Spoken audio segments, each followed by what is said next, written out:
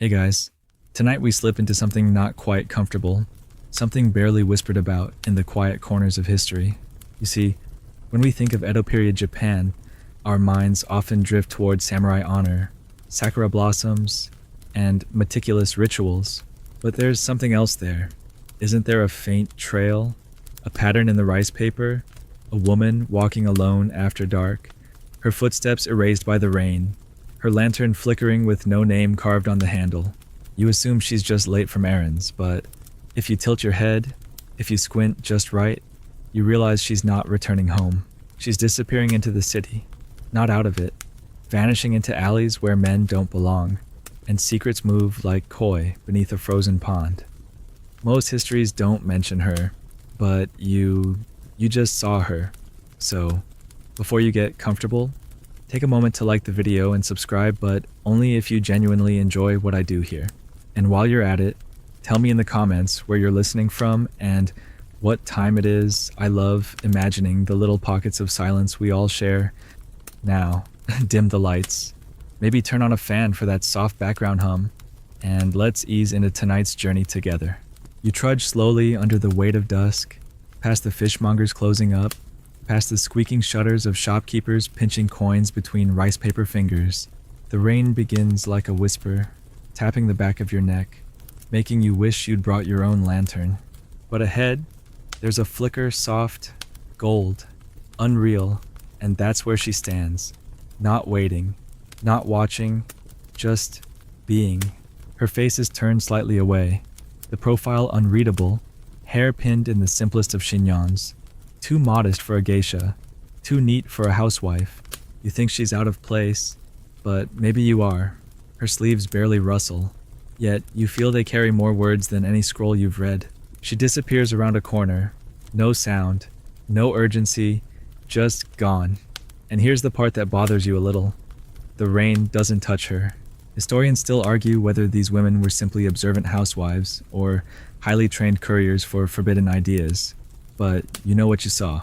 Lanterns in Edo are more than just practical. They're stories, soft and portable. You begin noticing them differently. A woman steps into a side alley and swings her lantern twice, rhythmically. Someone inside unlatches the door. Another woman with a larger red stamp lantern pauses by a gate and turns it clockwise before entering.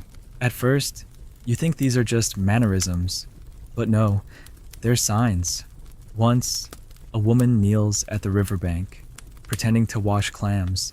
Her lantern set beside her with the wick coiled in the shape of a plum blossom. A man hurries over, bows too low, and hands her something wrapped in black silk, instantly tucked into her sleeve. You look again, and she's gone. You're the only one still watching the river ripple. The lantern remains, but the flame is out.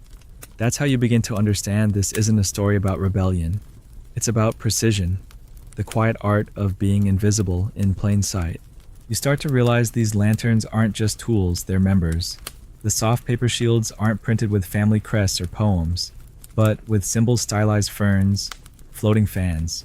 Sometimes a crescent moon missing its tip. Women carried them not as decoration, but as keys. A woman could flash the corner of her lantern at a gate and gain access to places no samurai ever dreamed of. There's a story fringe, unverified, but sticky in the mind, about a woman who carried a lantern made from a murdered magistrate's diary. The kanji burned into the paper only became legible when lit. They say the light revealed confessions, names, hiding places. Of course, officials dismissed it as a drunken merchant's tale, but you're starting to get it. These women didn't just carry light, they wrote in it. You walk the night streets differently now. You notice how women walk slightly out of rhythm during rain. They don't avoid puddles, they step into them, splashing in specific directions. Their umbrellas tilt at odd angles. You wonder if these are just Edo's oddities. Then one night, you're sheltering beneath the sack shop's awning, and you see it. A trio of women in mismatched robes walking in near silence. One turns her lantern sideways, briefly revealing a sliver of ink, the kanji for mirror. They pause, tilt their heads, and vanish around a corner. The next morning, news spreads that the local official's warehouse burned down. Nothing was taken, nothing explained. The fire started in a storeroom where confiscated documents were kept. Of course, the men blame poor wiring. Edo's wiring, by the way, was paper and thread. Blame's always easier than asking why there were 3 boot prints in the tatami. All small, all deliberate, no male shoes. Not every lantern bearer belonged to the same faction. That's where things get really slippery. Some groups were focused on reclaiming land rights. Some protected widows from exploitative remarriage laws. And some simply existed to keep each other safe from brothel enforcers and debt collectors. There's a letter stored now in a Kyoto museum under glass so thick it fogs signed only with the moniker Smoke Pedal. It's addressed to no one, but outlines a route of signal lights and curfew-ignoring meetings in abandoned bathhouses. It ends with the phrase, "When the lantern swings 3 times, let the moon answer." Scholars don't agree on whether it's code for a time, a death, or a birth. Maybe all 3. Or maybe it's just poetry. In Edo, the difference was blurry. You lie in bed wondering now how many women passed you with lanterns you didn't notice, how many shops served as fronts for meetings you mistook for gossip, the rice dealer who never gave change, the seamstress who always stitched too quickly, the widow who spoke to no one but had visitors every Thursday. It's not just what women were doing, it's what they weren't doing. They weren't waiting, they weren't explaining, they weren't apologizing. And while you were watching Kabuki, they were writing a second history, one with no actors and no applause. You hear a knock at your door, just one, not rushed, not repeated. When you open it, there's no one there, just a small lantern, unlit, resting on the ground. Its paper has been brushed with the faintest trace of red ink. You lift it, it's light, too light, almost like it's empty. But when you exhale onto the surface, a hidden shape appears faint, but unmistakable. The mark of the moon, missing its tip. You close the door, no need to ask what it means. You already know. You follow the scent of roasted barley down the alley. Not because you're hungry, but because it's the only thing tethering you to the ground. Something about that lantern last night made your thoughts float too high, too fast. Now you're walking into a tea house you've never noticed before, even though you swear you've passed this corner 100 times. The sign isn't painted, it's carved, barely visible unless the light hits it at just the right slant. Inside, the wood smells like it remembers things, and the room is quiet in the way that says everyone here has already read your face. The server doesn't greet you, just places a cup of bitter green tea at your table, and disappears through a curtain that sways without wind. You try not to watch the other tables too obviously. A girl is sketching on rice paper with her chopsticks dipped in tea. 2 older women are playing Go, but they only move the black stones. No white, no scoring, just rhythm, and the sound of the kettle boiling, which seems too precise to be random. You don't say anything, because no one here would answer. Not out loud, anyway. This isn't a place for conversation. This is a place where secrets steep slowly, and you can only drink them if you don't ask what's in the cup.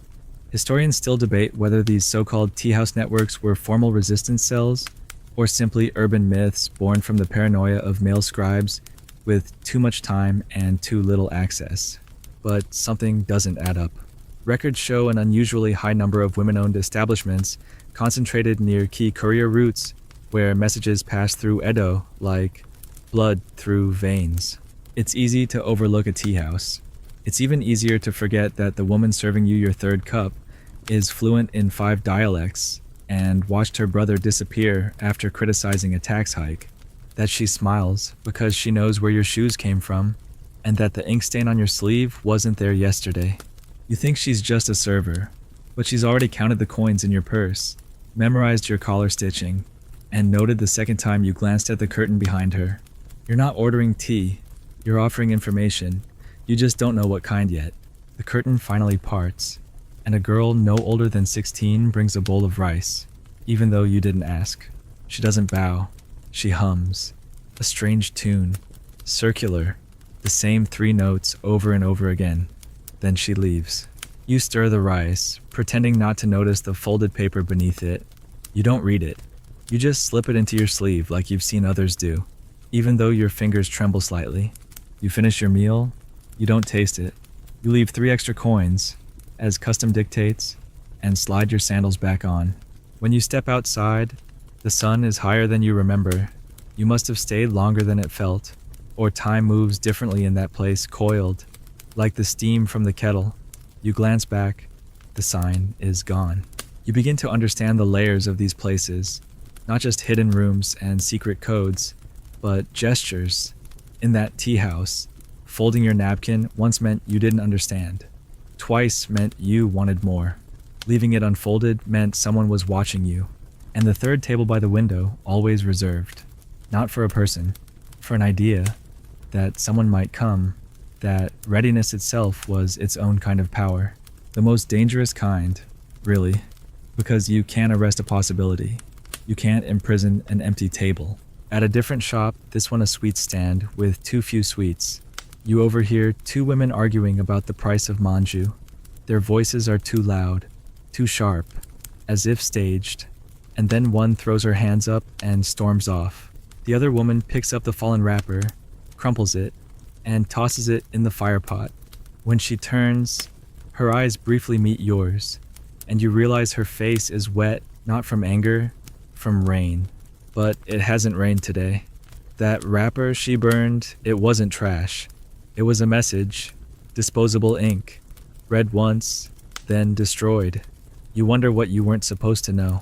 Fringe scholars, those operating in the margins, without funding or footnotes, have long speculated about the use of sugar syrup and rice flour in female communication. Sounds ridiculous until you realize that the paste used to bind sweet wrappers can also dissolve certain inks. Messages that vanish after unwrapping, recipes that double as maps. It's all edible, all temporary, all plausible deniability. And those tea stains you mocked as clumsy, they weren't accidents. They were placement marks where to set your cup to align your shadow just right, to signal someone across the room with a tilt of your elbow. The room drinks you. You drink the room, and you leave unsure who learned more. You visit another tea house, this time intentionally. You follow the old lady who sells vinegar cloths because she always turns down that alley at noon and never comes back with anything new.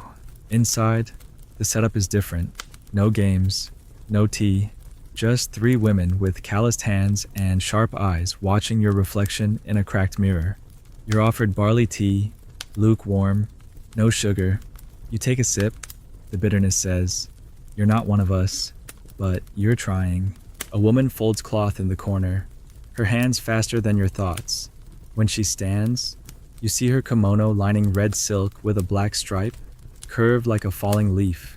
You've seen that before. On a laundry line, on a package slipped through a rice merchant's door. It's a marker. Maybe a family, maybe a warning, maybe both. She speaks first. Her voice is dry, but not unkind. "You look for what you do not want to find," she says. Then silence. No one moves. You lower your gaze, nod once. That's it. That's the meeting. You rise, thank her, bow to no one in particular, and leave. As you step out, the mirror catches your shoulder and, for a moment, you swear your reflection lags behind. Just slightly, like it had to decide whether to follow you. The city feels different now. Not louder, but less innocent. That tailor shop across from your inn has a new apprentice every week, but they all wear the same sandals. That vendor who sells silkworm eggs sings a song with no lyrics, just rhythms, and people drop coins based on his pauses, not the melody. You start thinking in patterns, counting knots in hair ribbons, measuring the space between claps during street performances. Everything is staged. Everything is choice, even the accidents, especially the accidents. And then, one evening, you find yourself walking without thinking, back toward the first tea house. It's not there. In its place is a joinery workshop. No kettle, no games, no curtain. But when you look through the lattice, you see a kettle, just sitting there. No heat beneath it. You step back. A girl passes, brushing against your sleeve. She hums the same tune, those same three notes, and disappears around the corner. You never saw her face, but you felt her. You felt them. They're not gone. Just watching. You spend the next few days pretending to be normal. You buy fish you don't want. You visit shrines you don't believe in, and you bow too deeply to men who barely see you. It's a little performance, and everyone's in on it, but your eyes keep straying not forward, but up, where the laundry lines crisscross the narrow alleys like spider webs made of silk. Most people never think about laundry. It's just there, a chore. But now you watch the rhythm of it, and something doesn't feel right. A kimono sleeve tied too tightly, a scarf looped in a way no wind could explain, a white undergarment that hangs inside out 3 pleats, always 3. Once is coincidence, twice is style, but 5 times in a row across different neighborhoods, that's a language. You just don't know the alphabet yet. Historians argue whether this was real code or just a conspiracy fantasy pieced together by bored anthropologists. But when the same sash appears 3 blocks apart, tied in a perfect spiral, and disappears by nightfall, you stop needing footnotes. You trust your own eyes. You start following the laundry, not the women, just the fabric. At sunrise, it's one pattern. By dusk, it's another. The timing matches temple bells, street cries, and even the moments the paper boys trip on their own feet. It's orchestrated, or at least harmonized. You spend an afternoon at a bathhouse where old women gossip like birds. You listen, nothing interesting. But then you notice their towels folded with one corner flipped under, one knot tied loose, one hung on the bamboo wall hook upside down. Nobody says anything. But somehow the woman across the room dries off and leaves just as the noodles are done boiling outside. She didn't bring food, yet she eats. You catch her later slipping a note into a jar of pickled plums. You don't tell anyone. You just memorize the shape of her towel. Later that week, you stumble into a rainstorm. Not by accident, but because you want to see how people behave when soaked. And you find her one of the women from the bathhouse. She's standing under the eaves of a tofu shop. Her umbrella collapsed at her feet. Even though the rain's steady, she doesn't seem wet. Her head tilts upward, not to the sky, but toward the laundry line stretching between the buildings. There's only one cloth on it, a small square of indigo cotton. Knotted in the center, edges burned slightly. She doesn't even glance at it. But the tofu seller comes out a minute later, hands her a wrapped parcel, and whispers something behind his fan. She walks away, stepping only on the black stones in the path, not the gray ones.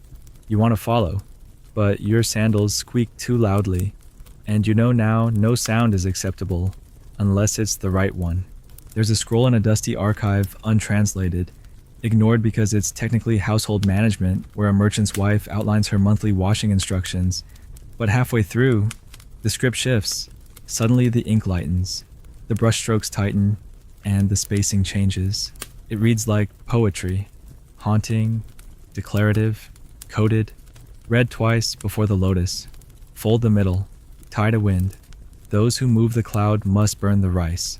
Most archivists dismiss it as nonsense, but once you've seen the sash signals, the towel messages, the laundry choreography, you understand. It's a map, a manual, a warning, or all 3. You spend time with a washerwoman now. She doesn't ask why you help. You scrub, rinse, wring. It's mindless work, which is the point. Nobody watches the people who touch underclothes and handkerchiefs. You learn her rhythm, how she slaps the fabric twice when someone dangerous passes, how she whistles only when the children are away. She starts showing you folds, how to crease a cloth to say yes, how to knot a belt to say run, how to stitch the hem crooked just enough to mean wait for the 3rd bell. One afternoon, she unrolls a robe and points to the water stains. Looks like an accident. Yes, she says. But if this edge is soaked and this edge is dry, someone was watching too long. You nod. She smiles. You're not useful yet, but you're becoming less loud. That night, someone leaves a packet of plum wine outside your door. No note, just a folded sash wrapped around it. You unfold the sash slowly, twice folded, once knotted, edges frayed. You mimic the shape on your floor, then you wait. Nothing happens for hours. Then, at midnight, a shadow brushes past your window. 3 taps. Then silence. You open the packet. Inside is a piece of soap with a single hair embedded in it. Black, short, clearly cut. It's the same kind of hair as the washerwoman's apprentice, the one who stopped showing up 2 days ago. You stare at the soap until it melts slightly in your hand. Then you wash your face with it. Ritual has its own gravity. Not all women who folded cloth were part of the movement. That's what makes it dangerous. Some were simply folding, some were watching, some were betraying. You don't know which you are yet. In one case, decades later, a diary was found tucked inside a hollowed washboard. It belonged to a girl who posed as a laundry assistant but was actually reporting to the local magistrate. She'd copied dozens of sashes, towels, notes. She even decoded some, but she vanished before the trial. Some think she was taken in. Others think she disappeared because she wanted to. That's the thing these societies didn't punish the way men did. No execution, no exile, just disappearance. You become invisible to them, erased by omission, forgotten out loud.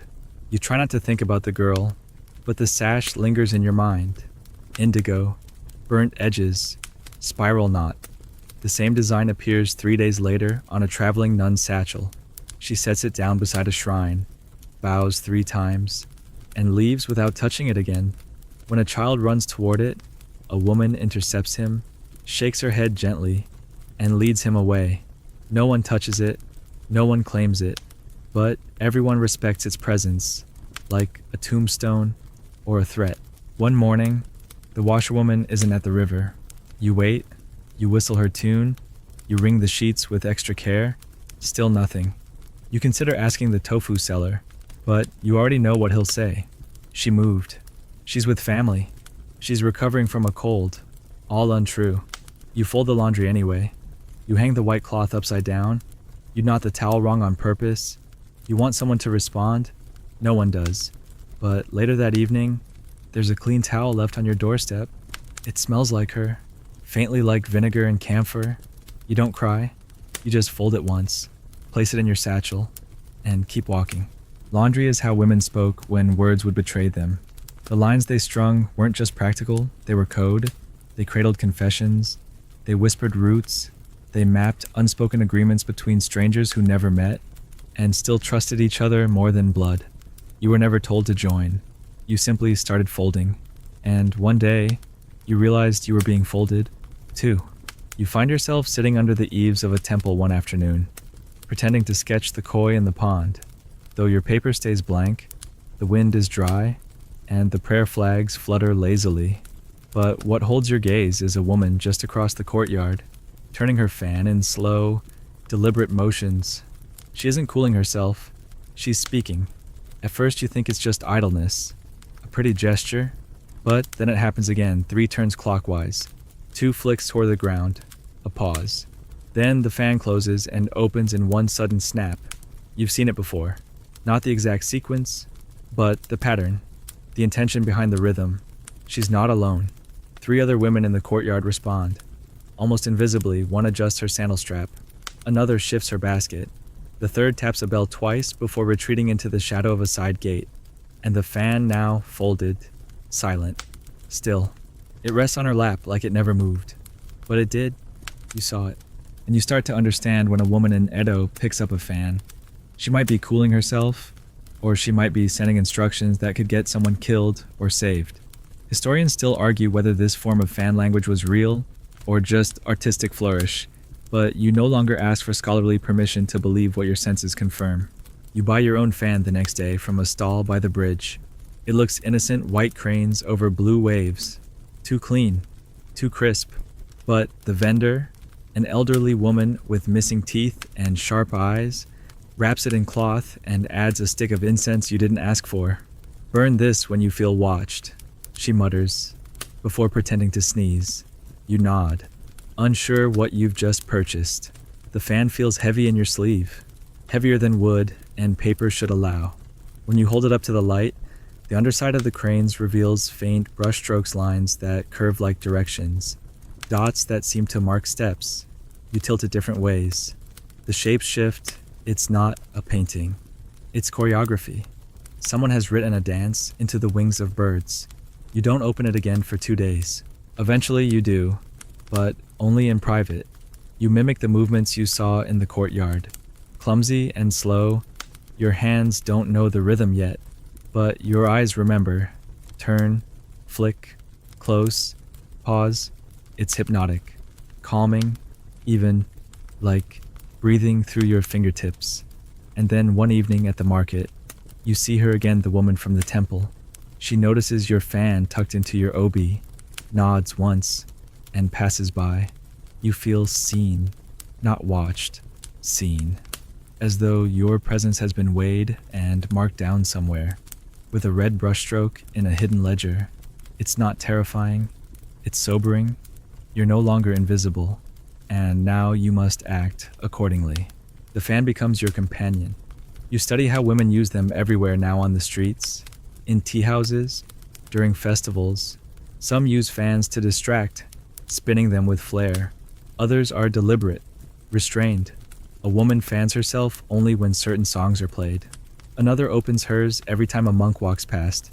You begin to catalog the gestures, noticing the repeated codes. 2 flicks downward, quietest, leave now. A fan covering the mouth, if someone listening. A sideways snap followed by a full closure. Deliver the message by dawn. Of course, these aren't written anywhere. No manual, no formal schooling. It's muscle memory passed from hand to hand like a secret inheritance. One night, you attend a small performance in a backstreet theater. The puppets are beautiful, and the narration is hypnotic, but you're watching the women in the audience. Every time a certain line is spoken, a fan lifts. Not all at once, one here, one there, like ripples. Then on cue, they all lower. One woman drops her fan. Another retrieves it and hands it back with 2 hands, bowing deeper than necessary. You know the bow means something. Later, you find the woman who dropped it, walking home barefoot even though she wore sandals earlier. You don't speak to her. You just mirror her pace for a while, then take a different street. But the next morning, your fan has a smear of red powder near the hinge. You didn't put it there. You begin carrying it differently, no longer tucked away, but visible. You're careful, though not showy, and you start to feel the way it changes your posture. The fan isn't just a tool, it's a spine. When held properly, it forces you to carry yourself with intent. And in Edo, a woman with intent is more dangerous than a man with a blade. There's a saying too obscure for textbooks, but common in old wives' mouths. A silent fan writes louder than a samurai's scroll. You believe it now. You've seen letters intercepted, couriers detained, but no one questions a woman fanning herself. Even when she's telling an entire network when to vanish, you meet others, quietly, not in formal gatherings, but through coincidence, a repetition, and the soft gravity of shared silence. A midwife shows you how she tucks her fan into her sash, at an angle to mean emergency. A traveling singer opens hers exactly halfway when she's been followed. A noodle vendor's wife teaches you the death fan, a series of fluttering motions that signify someone's been captured or killed. It's not dramatic. It's efficient. You ask if there's a fan for mourning. She says, all fans are mourning fans eventually. But it's not just gestures. Fans are also carriers, hidden pockets in the frame, ridges that can store slivers of bamboo with burned messages. One fan, found in a Kyoto attic centuries later, held a tiny bone carved with the kanji for return. No one knows whose it was, but it was tucked so carefully that the woman who found it cried before she even understood why. You start practicing messages in your own fan, not writing, but feeling.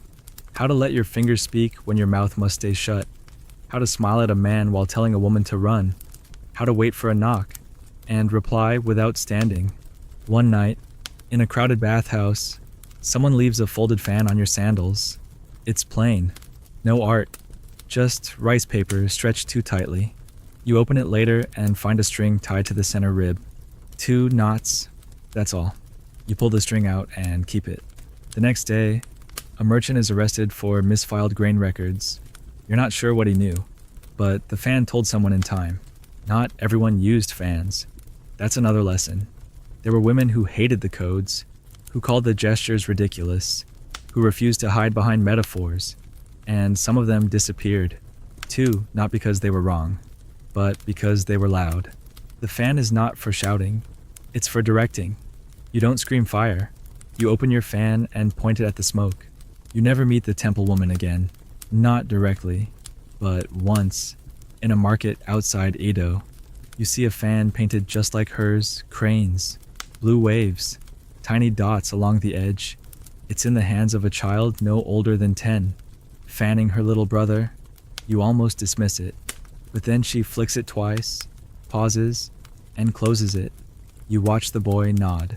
They walk off in separate directions. Too young to know, or already born into it. The answer no longer surprises you. In Edo, secrets are generational. The fan is not passed down, it passes through you. You fall asleep now with your fan beside your pillow, not because you expect a message, but because you understand something. You're part of a story written in gestures. The fan doesn't care what you believe, only that you listen. You wake before the sun, stirred not by sound, but by a strange stillness, as if the entire street has paused its breath. The shutters of the neighboring houses remain closed. No smell of rice porridge in the air, no clatter of sandals against the cobbled road. You dress quietly, tucking your fan into your obi with the care of someone who now understands it's less accessory and more shield. Today, it's raining, but not enough to keep you inside, just a soft, persistent drizzle that turns the city silver. You step out and almost miss it. The parasols, dozens of them, bobbing gently through the streets like slow-moving jellyfish. All women, all silent. Their umbrellas aren't decorative. Each is turned slightly to the left. It's so subtle. Most wouldn't notice, but you do, because yours isn't turned. Not yet. It's the umbrella pact. That's what you'll come to call it. No record of it exists in any official log, and even the most obsessive folklorists only mention it in passing. Urban alignment of parasols during the late Edo, possibly fashion-driven, but that's not fashion, that's formation. Like birds flying in unison, women moving through the city with umbrellas tilted in the same direction, never touching, never acknowledging each other, but weaving together like a single organism. You turn yours, just slightly. The weight shifts in your hand, and the woman passing you blinks once, slowly, deliberately, a pulse in the rain. You're seen again. And this time, you tilt your umbrella again, left, then lower. Then let it hover just above your shoulder. It's enough. The woman behind you mirrors it. And now there are 3 of you, then 4. And for the first time, you wonder how many have always been walking this way without you realizing it. That day, the market is unusually quiet. Stalls are open, fish are being cleaned, fabrics unrolled, but the noise is dulled, as if all sound is passing through gauze. You see 2 women by the noodle stand. One wipes her child's face with a blue cloth, then wraps the cloth around her umbrella handle. The other nods. A man approaches and asks for directions. The second woman gestures vaguely and walks off. Nothing happens, but you feel something pass between them. Later, the stall closes early, citing bad fish, but the old man who runs it doesn't look sick. He looks like someone who just received a message, the kind that needs thinking through. You spend hours walking the city under that umbrella, not because you need to go anywhere, but because the motion teaches you when to speed up, when to linger, when to stop and pretend to adjust your sandals so the woman behind you can pass. She brushes your sleeve. Once, that's all. You look down and notice a thread clinging to your arm. Purple, unraveled. You pocket it. It smells like plum vinegar and ink. Some say the umbrella code was born from courtesans walking between districts, using the angle of their parasols to signal safety, or the lack of it. Others argue it started with midwives who needed to alert homes without knocking. The truth is unclear. Historians still debate whether it was a conscious movement or simply the natural coordination of people forced to survive by observing one another. But it doesn't matter now, because you've joined it, and you can feel it responding to you. There's an alley you've never noticed before, nestled behind a tofu shop and a lantern repair stand. It's always been there. You were just never told to look. Today, the rain leads you there. 2 umbrellas already rest against the wall, handles crossed. One tipped inward. A third woman arrives as you do. None of you speak. You all set your umbrellas down the same way. And then you step inside the narrow corridor, your feet pressing on wooden planks that creak in recognition. The room you enter is dim, but not dark.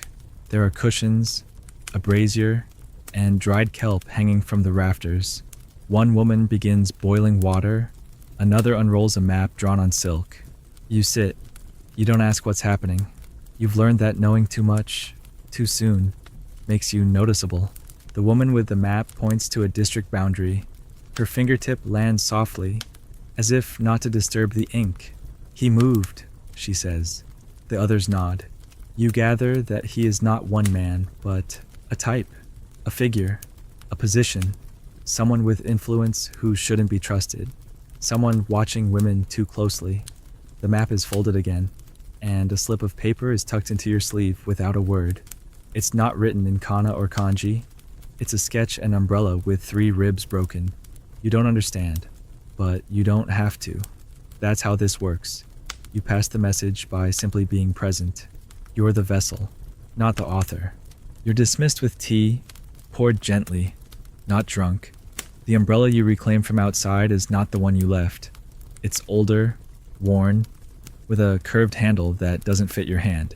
But it tilts exactly as it should. You walk through the city, holding it slightly forward, and at a crossroads, a child tugs your sleeve. She says nothing, just places a dried plum in your palm. You look down to thank her, but she's already running away. Bare feet slapping puddles. The plum is sour, soaked in vinegar, and you recognize the taste from the thread earlier. You've been marked. You don't know by whom. Days pass, and you grow more confident with the umbrella. You start to notice the rhythms of intersections, how some women pause at corners, letting others pass first, how in the rain, no one ever collides. No matter how crowded, they glide, you mimic it. One day, a man almost bumps into you and he stops, puzzled, because you turn just in time. Not too early, not too late. It unnerves him. You keep walking. That night, someone leaves a bamboo slat on your doorstep. It has 3 shallow grooves. You know what it means now. It's a time, a place, an instruction. You don't sleep. At the appointed hour, you wait outside the shrine by the river. The rain has stopped. The air smells of moss and quiet danger. One woman meets you, face mostly hidden. She hands you a folded umbrella. No words. When you open it later, back at your inn, there's a silk ribbon coiled inside red with a gold lining. You wrap it around your wrist. It's too tight. On purpose. You don't remove it. Some believe these umbrellas were part of a larger pattern, one that spanned multiple domains and crossed class lines. From peasant to merchant's daughter, they say, the umbrella code was the one thing that couldn't be taxed or silenced. Others insist it was just romantic nonsense, women seeking meaning in coincidence. But the records don't lie. Arrests happened when umbrellas turned. Escapes were timed to rainstorms. Couriers were always dry. You decide you don't care about academic proof. You have your umbrella, and now, you're dry when you need to be. The next time you walk through the city and tilt your umbrella left, someone behind you laughs quietly and adjusts theirs. It's not mockery, it's recognition. Like 2 musicians tuning their instruments in the same key. You don't look back, you just walk. You're a part of the music now. And the rain, it doesn't wash anything away. It reveals what was there all along. You're drawn to the sound before you understand what it is. An echoing thud, then a pause, then another, sharper this time, like bamboo striking stone. You follow it up the hillside path behind the old temple, through trees that whisper too close together, until you find them, girls, maybe 14 or 15, practicing under a vast camphor tree, its branches heavy with age and secrets. They're holding naginata polearms taller than themselves, and slicing through the air with a grace that seems born, not taught. You hide behind a stone lantern, a heart beating like you've stumbled into something sacred. These are the daughters no one speaks of, the ones whose brothers were called to war, and who remain behind with eyes too sharp and voices too still. They're not training for beauty, they're training for something else entirely. You shift your weight on the mossy ground, and one of them glances your way, just a flick of her eyes. She doesn't stop her swing, but she saw you. You know it. Later that day, you return, carefully, quietly, this time with your sleeves pulled tighter, your fan tucked inside, your footsteps measured like theirs. The eldest girl nods. No welcome, no instruction. She simply sets down a spare staff beside you and resumes. The first time you grip it, it feels wrong, too heavy, too long, but the rhythm of their movements draws you in. Swing, pause, pivot, brace. It's not elegant like dance, but there's a kind of beauty in the control. Historians often dismiss these female dojos as rural myths, claims of household defense rather than organized resistance. But when you meet their eyes, see the bruises blooming on their forearms, and the way they move in unison without ever speaking, you understand they're not defending, they're preparing. That evening, your arms ache, your hands sting, you sleep with a fan pressed against your wrist, and when you dream, you see the blade of the naginata catching the last light of day. It isn't red with blood, it's red with reflection. They don't need to kill to be dangerous. Their power is in the waiting, in the readiness. That's what frightens those who never look behind the tea house curtains. Not rebellion, but readiness. Not riots, but women who don't flinch when the bell tolls. The following week, you return every morning, always early, always silent. The training isn't constant, it comes in bursts, framed by chores, washing cloths in the creek, splitting firewood, cooking rice, but at odd hours, the weapons reappear, and sometimes they vanish mid-session, replaced by brooms and baskets the moment footsteps approach. One day, a traveling monk appears at the edge of the clearing. He bows deeply. The eldest girl hands him a scroll wrapped in red twine. He bows again. Nothing is said.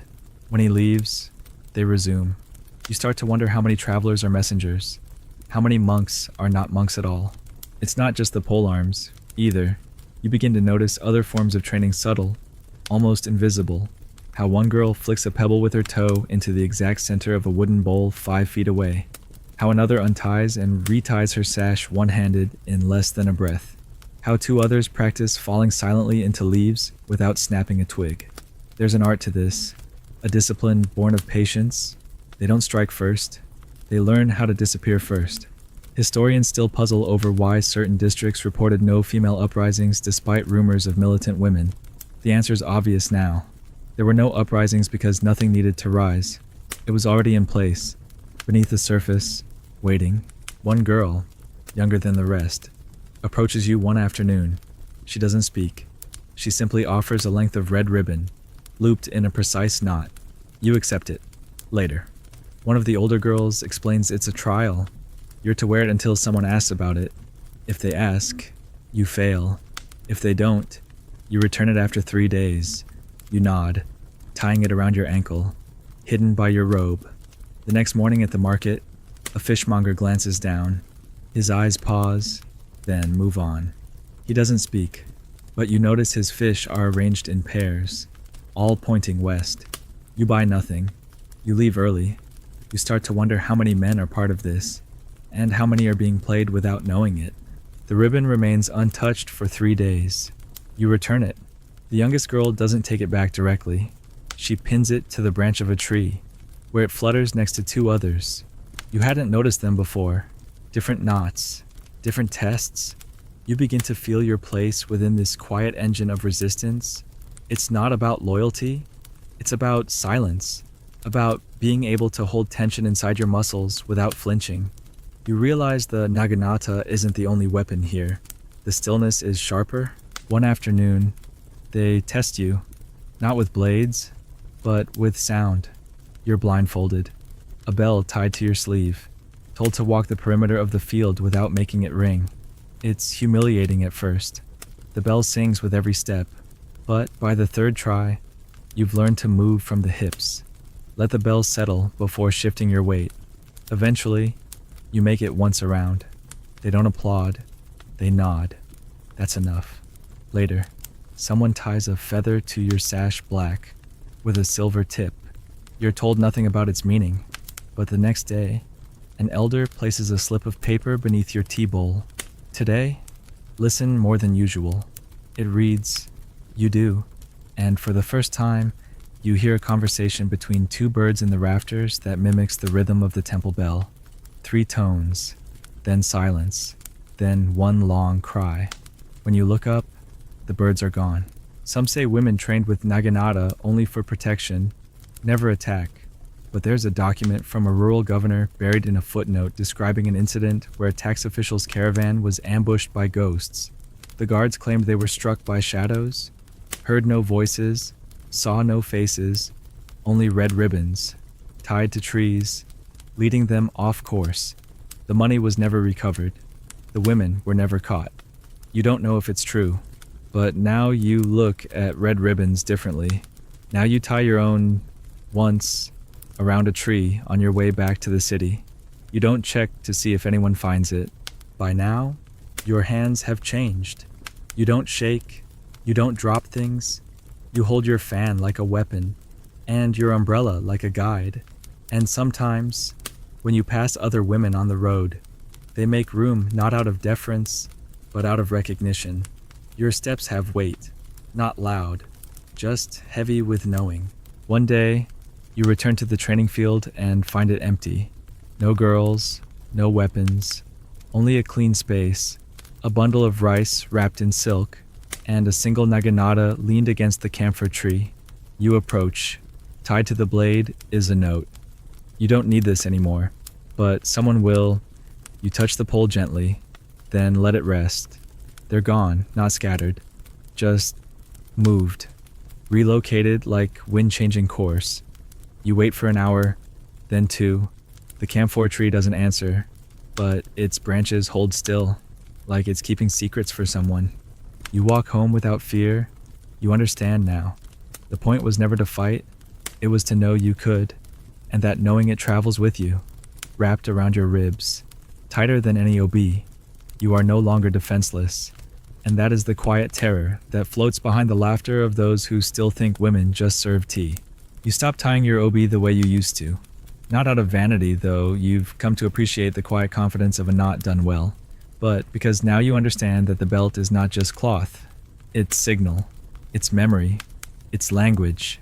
In Edo, the obi is where everything settles tension, caution, allegiance, truth.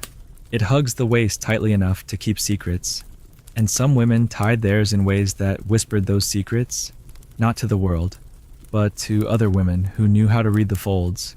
You begin to pay attention. One loop higher on the left, that means someone is watching. A twisted tail tucked at the base of the spine. Wait until the third bell, and when the knot itself is shaped into a simple square, you know what it means. Do not ask. Do not speak. Just leave. Historians tend to brush past this detail as mere variations in regional dressing, but you know better now. You've seen knots that speak clearer than words. You've felt the weight of an obi carrying more than silk, carrying intent. Your first real message comes from an old seamstress. She doesn't say much, just compliments your obi knot in passing, while adjusting a bolt of fabric on her shoulder, but she gives you a scrap of brocade crimson with a floral pattern that's oddly incomplete. A peony missing half its petals. You bow, take it, and wait. Later that day, as you pass a lacquerware shop, you see another woman with the same design at her waist, except her flower has one more petal than yours. She doesn't make eye contact, just stands outside the store, tracing the grain of a wooden box with her finger in slow circles. You don't stop, but you start counting petals now, on sleeves, sashes, fans. One woman's obi has 3 stitched peonies, 2 full, 1 torn. It's not a trend, it's a system. That week, you learn to tie your obi differently each day, not randomly intentionally. Each knot you wear changes how people respond to you. Some women bow lower, some avoid you. One tea server adds an extra sugar cube to your cup. She never has before. You check your knot. It's a double twist with a tail pointed right. You didn't mean anything by it, but clearly someone else did. From that day on, you choose your knots with care, not just for yourself, but for those who must interpret them. It's a responsibility. You feel it every time you wrap the sash around your waist, every time you tug it tight like sealing a letter with no ink. You visit a textile shop in the southern district known for dyeing ceremonial robes. The head dyer is a woman with cloudy eyes and a cane carved like a dragon. She can't see you clearly, but somehow she knows the pattern of your obi before you even speak. You tie like someone who's been forgiven, she says. running her fingers over the edge. But not forgotten. You say nothing. She offers you a bolt of indigo silk, beautiful, luminous, but unfinished. Take it to the weaver near the river, she says. He'll know how to break the silence. You carry it in your arms like a child. That night, you dream of threads unraveling and rebraiding themselves in the dark. At the river, the weaver greets you without surprise. He fingers the fabric, runs his hand along its edge, and mutters something about the weight being just right for an obi that speaks quietly but carries loudly. You ask if he's ever made one that screams. He smiles. Those don't last, he says. Better to make one that lingers. When he's done, he gives you a sash dyed deep purple, with an almost invisible black stitching down the center barely there, like a scar healed over too well. He says it's up to you how you wear it, but if you ever need to be forgotten for a day, tie it upside down. You try it the following week. You pass 3 women in succession, each with their obi twisted loosely, tails hanging at the side. None of them look at you. One drops a coin. You pick it up and find that it's too warm for morning. A note is folded beneath it. No words. Just the image of an unfinished knot. You leave it where it lay. That night, your window is shuttered from the outside. You don't question it. There's a theory tucked into the back of an old merchant's journal that says certain obi knots were designed for communication during festivals, when temples were too loud for words and alleys too crowded for fans. The merchant claims he once watched 2 women conduct an entire conversation with nothing but their backs. A knot that tightened halfway through the dance, a tail that switched direction with the music, a sash that came untied precisely at midnight. He couldn't remember what they said, but he never forgot the silence between them. You begin to see these knots at celebrations. Women dancing with a rhythm that includes their hips, their feet, and their waists. You start to count twists in each turn. A single flick of the cloth at the drum's beat, a shift in the obi's weight as one woman passes another. It's all there, hiding in plain sight, and no one stops to watch because no one thinks sashes matter. You smile. You're learning to love the ignorance of the loud. It keeps you safe. Then, one night, a girl stumbles into the courtyard of your inn, obi frayed, knot completely gone. She's panting, barefoot, clutching a piece of torn cloth in one hand. She doesn't speak. You help her inside, give her tea, offer her a blanket. When she finally speaks, her voice is a whisper cracked with gravel. They saw the knot. You ask which one. She shows you what's left of it. It's the forgiveness knot, the one you wore when the dyer touched your waist. Someone mistook her for you. You don't cry. You just remake the knot and tie it properly again. You wear it the next day, high and proud, as if to say, I'm here. The girl leaves before dawn, wearing a plain brown sash with no knot at all. You return to the seamstress. She looks at you, nods, and hands you another scrap of cloth.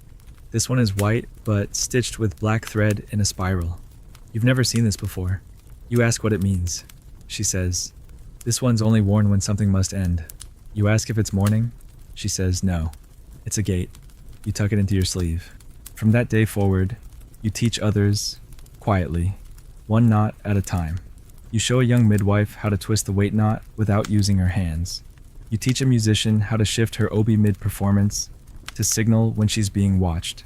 You find a schoolgirl with calloused fingers from retying her sash too often and teach her how to tie once and make it last. You don't ask who they pass it to. You just know they will. Sometimes, you dream of a time when women won't need knots, when their words can be sharp and open, but then you wake, tie your obi, and realize the knot isn't a cage. It's a signature, a whisper left in silk, saying, I was here, I knew, I endured. You hear of the Peony Society for the first time, not from a person, but from a lantern, a particularly delicate one, hanging outside an incense shop with a single brushstroke that seems too bold to be decoration 1 peony.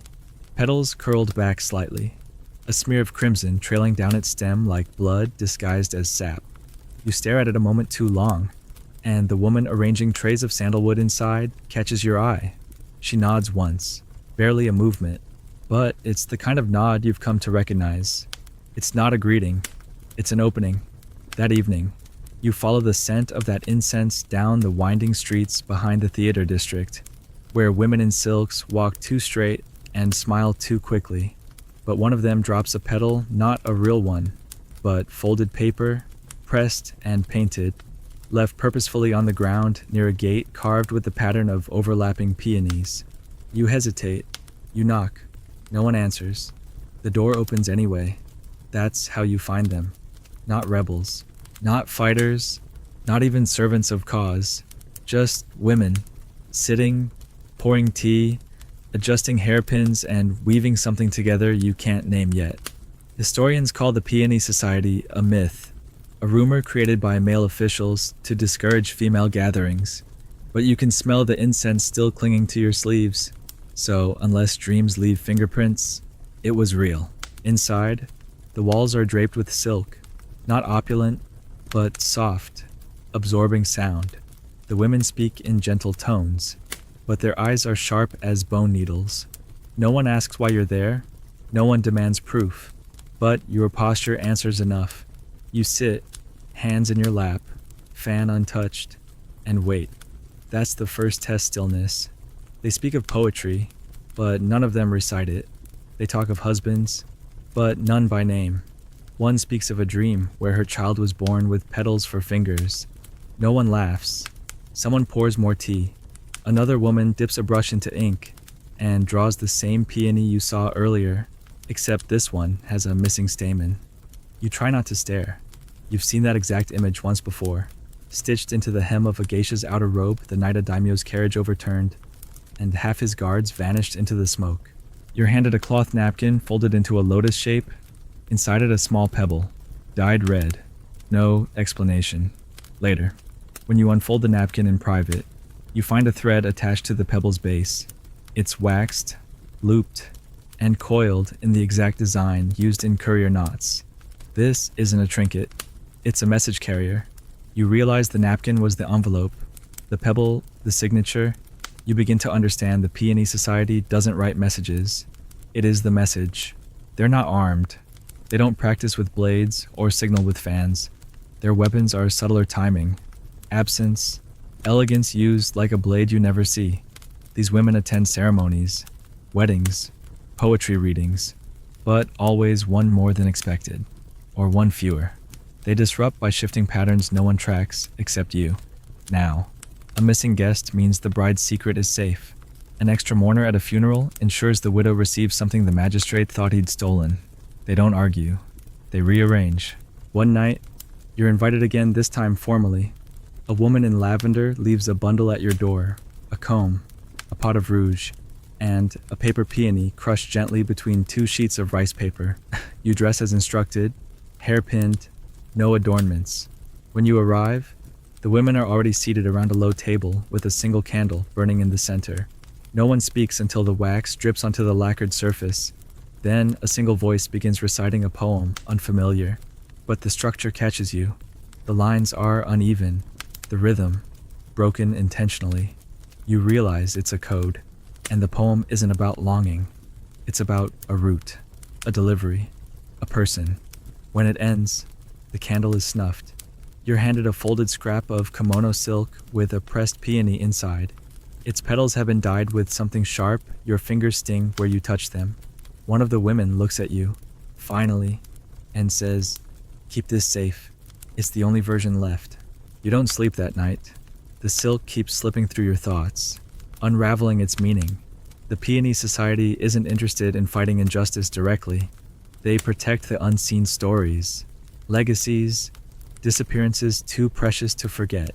You begin to spot their work elsewhere, a calligrapher's scroll corrected with a single misplaced stroke to hide a name, a woven tapestry displayed upside down, allowing the true message in its pattern to read correctly in the mirror, a song sung off-key just enough to be a warning. They rewrite the world not with swords, but with arrangement, and that's harder to trace, harder to punish. Still, some have tried. There's an account buried in a bureaucrat's diary of an investigation into floral gatherings held near the riverbanks.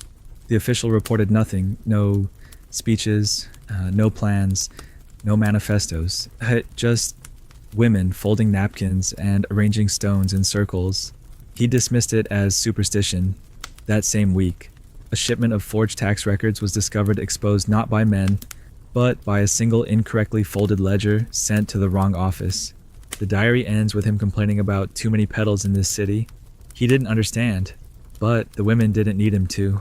You begin leaving peonies where you walk, not real ones, but paper delicate, folded carefully, then tucked where only certain eyes will find them. A windowsill, a basket of eggs, the crease of a stairwell railing. You don't need to know what they trigger. You just know that they do. Once, a woman in the street bumps into you. Dropping her fan, you bend to pick it up, and inside, you see the faint outline of a peony drawn in soot. She doesn't thank you, she simply walks away. Hours later, the city watch is searching the tea houses for a stolen letter. They never find it, but the lavender shop in the North Quarter closes for 3 days and reopens with a new name. No one speaks of it. The society is everywhere now. Or maybe it always was. You're just seeing it clearly. Their members aren't marked, but they are known by their restraint, their absence at key moments, the way they observe but never interrupt. They're not saviors, they're stewards, guardians of stories too fragile to shout, and their power lies in the promise that no woman's silence will go unkept. Eventually, you receive your own candle, delivered by a child who says nothing, just holds out a box, then runs. Inside a single beeswax taper, unlit, wrapped in a ribbon that's not quite red, not quite pink. You take it to the gathering place, and when you arrive, they are already there waiting, as if they'd known when you would light it. No one asks what you've brought. They already know. You don't speak. You just place your candle on the table beside theirs. When it melts, the wax forms the shape of a closed peony, and that's it. You're in, not with a ceremony, not with a vow, but with a flame that melted into something older than fire. You first hear the sound at night, soft clattering, like wood tapping against wood, except it stops too abruptly to be random. It happens again 2 nights later, echoing faintly from the alley beside the bathhouse. You wait near the paper screen, pretending to watch the moon rise. When it returns, this time, sharper, purposeful, the rhythm is strange, uneven, yet intentional. Tap, tap, pause, tap. You step closer and glimpse the outline of a palanquin, a kago, resting in the shadows. But something's off. No bearers, no rider, just the frame itself, empty, yet not abandoned. And then, just as you tilt your head to listen, it shifts, slightly. A hand reaches out from the other side, presses gently against the wood, and the kago slides back into darkness. You don't follow. You just watch. The street remains still, but you're not alone. Someone was transported, or something, and whoever moved them didn't want to be known. The next morning, you walk to the merchant quarter and begin watching the couriers. Most kago are loud. Obvious 2 men carrying a passenger through the crowd, shoulders tense, sandals slapping against the ground. But here and there, you notice the odd ones. No voices, too silent, the bearers too synchronized. You realize they are not couriers. They're shields, empty vessels parading through the street to signal something else entirely. The women who step out of them do so without a sound, stepping directly onto tatami mats that weren't there seconds earlier. You watch one vanish behind a noodle shop. The men selling udon don't blink. Later, the noodle shop closes. You peek in the window. There's no kitchen. Historians rarely mention these kago. The official records describe passenger counts, toll permits, routes, but some logs show inexplicable returns, palanquins listed as occupied with no names, travel times that make no sense, returns recorded before departures.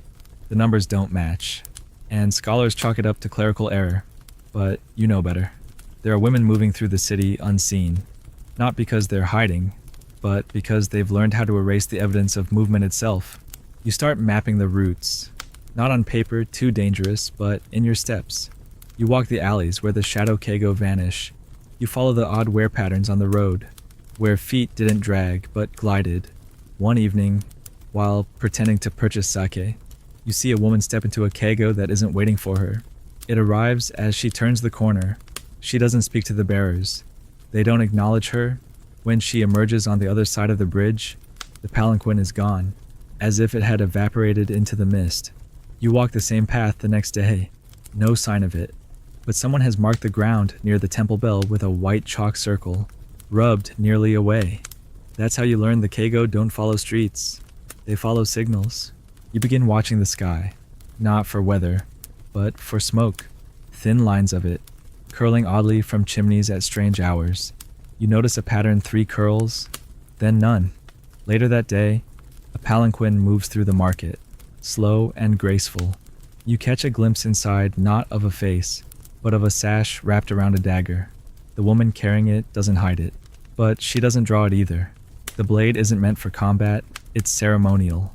You realize she's en route not to fight, but to warn. The next morning, the shrine at the edge of the district is closed for cleansing. You smile. Cleansing always means cover-up. Then, one night, it happens. You're handed a bundle wrapped in oilcloth, no label. No note by a woman who never breaks stride. Inside a small cushion, lacquered in red, meant to be placed inside a keigo. You don't understand why until dusk, when a palanquin stops in front of your gate. The bearers don't speak. You hesitate. One of them nods, once, and opens the door. Inside, it smells of cedar and perfume. You step in. The cushion fits perfectly. They lift you, and for a moment, you feel nothing. No sway, no bumps, no jostling. The world goes utterly still. Then movement, but not forward, not sideways, downward. The city shifts as you travel. The streets don't match your memory. The windows you pass look older, dustier. People don't see you, or if they do, they pretend not to. You wonder if you've crossed into a version of Edo meant only for these kinds of journeys, a quieter city beneath the city, mapped by those who refuse to walk like everyone else. When the keigo finally lowers, you emerge in a courtyard filled with candlelight and silk screens. No signs, no guards, just women, seated around a table filled with cups of tea no one is drinking. One of them motions for you to sit. No names are spoken, but one by one, they speak of places, hidden kitchens, forgotten tunnels, forgotten girls, and always palanquins. One woman tells a story of carrying 3 generations of secrets, literally inside the same lacquered box used for a dowry, then a coffin, then a scroll. The box has no lock. Only the right woman knows how to open it. Another speaks of traveling through 4 districts in one evening, switching palanquins at every border, each one more worn than the last. Each ride, she says softly, shed a version of me I no longer needed. You leave that courtyard different, not because of what you heard, but because of what you didn't. The silence of the keigo is contagious. It teaches you to listen for movement without sound, presence without proof. You return to your part of the city, walking differently. You place your feet where the palanquins passed. You watch the rhythm of women adjusting their sleeves. Some still ride in public keigo, fanning themselves in full view. Others ride empty ones, sending messages to no one and everyone. And now, when you see an empty keigo pass your door at night, you leave it alone. That's someone else's story in transit. Eventually, you're asked to guide one, not to ride, but to direct. You're given chalk, a small bell, and a list written in gestures, no text, just folds and knots. You draw a pattern on the ground outside a bakery. The keigo arrives within the hour. You watch it pause, open, close again, then vanish. The bell remains in your hand, warm. That night, you dream of being carried not by strangers, but by history itself. There's a saying among the women in the deeper layers of this society: the keigo that carries, no one brings the most change. You write it into your sleeve lining with a broken hairpin. No one sees it, but the act of carrying the words is enough. You understand now these movements aren't for show. They're logistics, infrastructure for the invisible. And as long as one woman rides safely where no one sees, the entire machine of resistance continues to breathe. And so you begin to leave markers. A flower placed near a doorway, a heel scuffed in a particular rhythm, a lantern turned inward. Soon, the keigo begin appearing again, not for you, but for others. You watch them pass, hands clasped, hearts steady, each one a soft rebellion, a refusal to disappear entirely. And as they vanish into alleyways lined with steam and memory, you nod to yourself. They're not fleeing. They're arriving somewhere you cannot follow. Not yet. The monk chants too softly for anyone to hear the words. But that's the point. You sit just outside the shrine's garden, pretending to sweep fallen petals while your ears drink in every syllable. The cadence is familiar, the rise and fall measured, but something's off. A pause where there shouldn't be one. A repeated line, not as mistake, but emphasis. Sutras, you were told, are sacred, immutable. But tonight, as incense curls through the slats in the wooden walls, you realize this monk is reading the Lotus Sutra backwards, not in reverse order, but syllable by syllable, chanting from end to beginning, as though retracing a prayer. No one notices. The worshippers behind you are half asleep or murmuring their own offerings, but you lean in, holding your broom tighter, listening not for meaning, but for pattern. And what you hear is not just a voice, it's a door creaking open, slowly, reluctantly, deliberately. Later, you ask a fortune teller near the river about reverse sutras. She stiffens, laughs nervously, and tells you that only mad women or ghosts read sacred texts in reverse. But then she leans closer and says, or women who want to remember what men have forced them to forget. She offers you a bowl of salt water and tells you to drop a prayer slip in it. You write nothing on the paper. It curls anyway, and the ink appears not from your pen, but from something beneath the surface. Words rise in reverse. She speaks where I cannot. You don't ask what it means. You bow, leave the bowl, and walk out before your hands begin to shake. Reversed sutras aren't just a trick of the tongue. They're mirrors, held up to a world that expects women to only kneel forward, never look back. But when you chant the sacred backward, something breaks open. You try it yourself, carefully, under your breath. It feels strange. Your tongue protests, but by the third line, you feel the shift, not in the air, but in your chest. The act itself is an undoing, a reversal of erasure. You begin practicing alone, lips barely moving, voice silent, and yet somehow you feel heard, not by gods, by something else. There's an old Miko at the shrine who sweeps the steps with a slow grace that seems unnecessary, until you realize she's marking time with the bristles. 2 strokes, pause, 2 strokes, whisper. Her chants sound benign, but one day, you hear her reverse them mid-line. It's fluid, like a dance. You catch the edge of her eye watching you as she turns toward the altar. You mimic the motion sweeping twice, pausing. That evening, she leaves a folded strip of paper beneath your sandals. It's blank, or so it seems. You breathe onto it, and the kanji emerge faintly, like breath pulled from stone. One word, return. Scholars argue whether this reverse chanting ever truly existed. Most dismiss it as superstition or misremembered ritual. A few point to a single journal kept by a Buddhist nun who recorded a silent order of women that passed down protective sutras through reversal like songs folded into riddles. They claim the group vanished before Meiji reforms, but the journal ends with the phrase, "We are still walking," just in the opposite direction. You copy it into your obi lining with charcoal, then brush it away. You don't need it written anymore. You begin noticing others. A woman in the apothecary hums a temple chant backwards while grinding herbs. A girl delivering tofu leaves a slip of paper in a niche behind the shrine when you unfold it. The characters are upside down. You piece together parts of a larger verse, not in one place, but scattered through the mouths and hands of many. At first, it feels like collecting broken glass. Then, one night, it forms a full line. Do not let them burn the name from your mouth. You recite it once, backwards. The wind changes. Reverse sutras weren't just recitations. They were maps, traced over real prayers, hiding instructions beneath sacred rhythm. You start recognizing lines meant to divert, verses that guide women through the city by their reversals.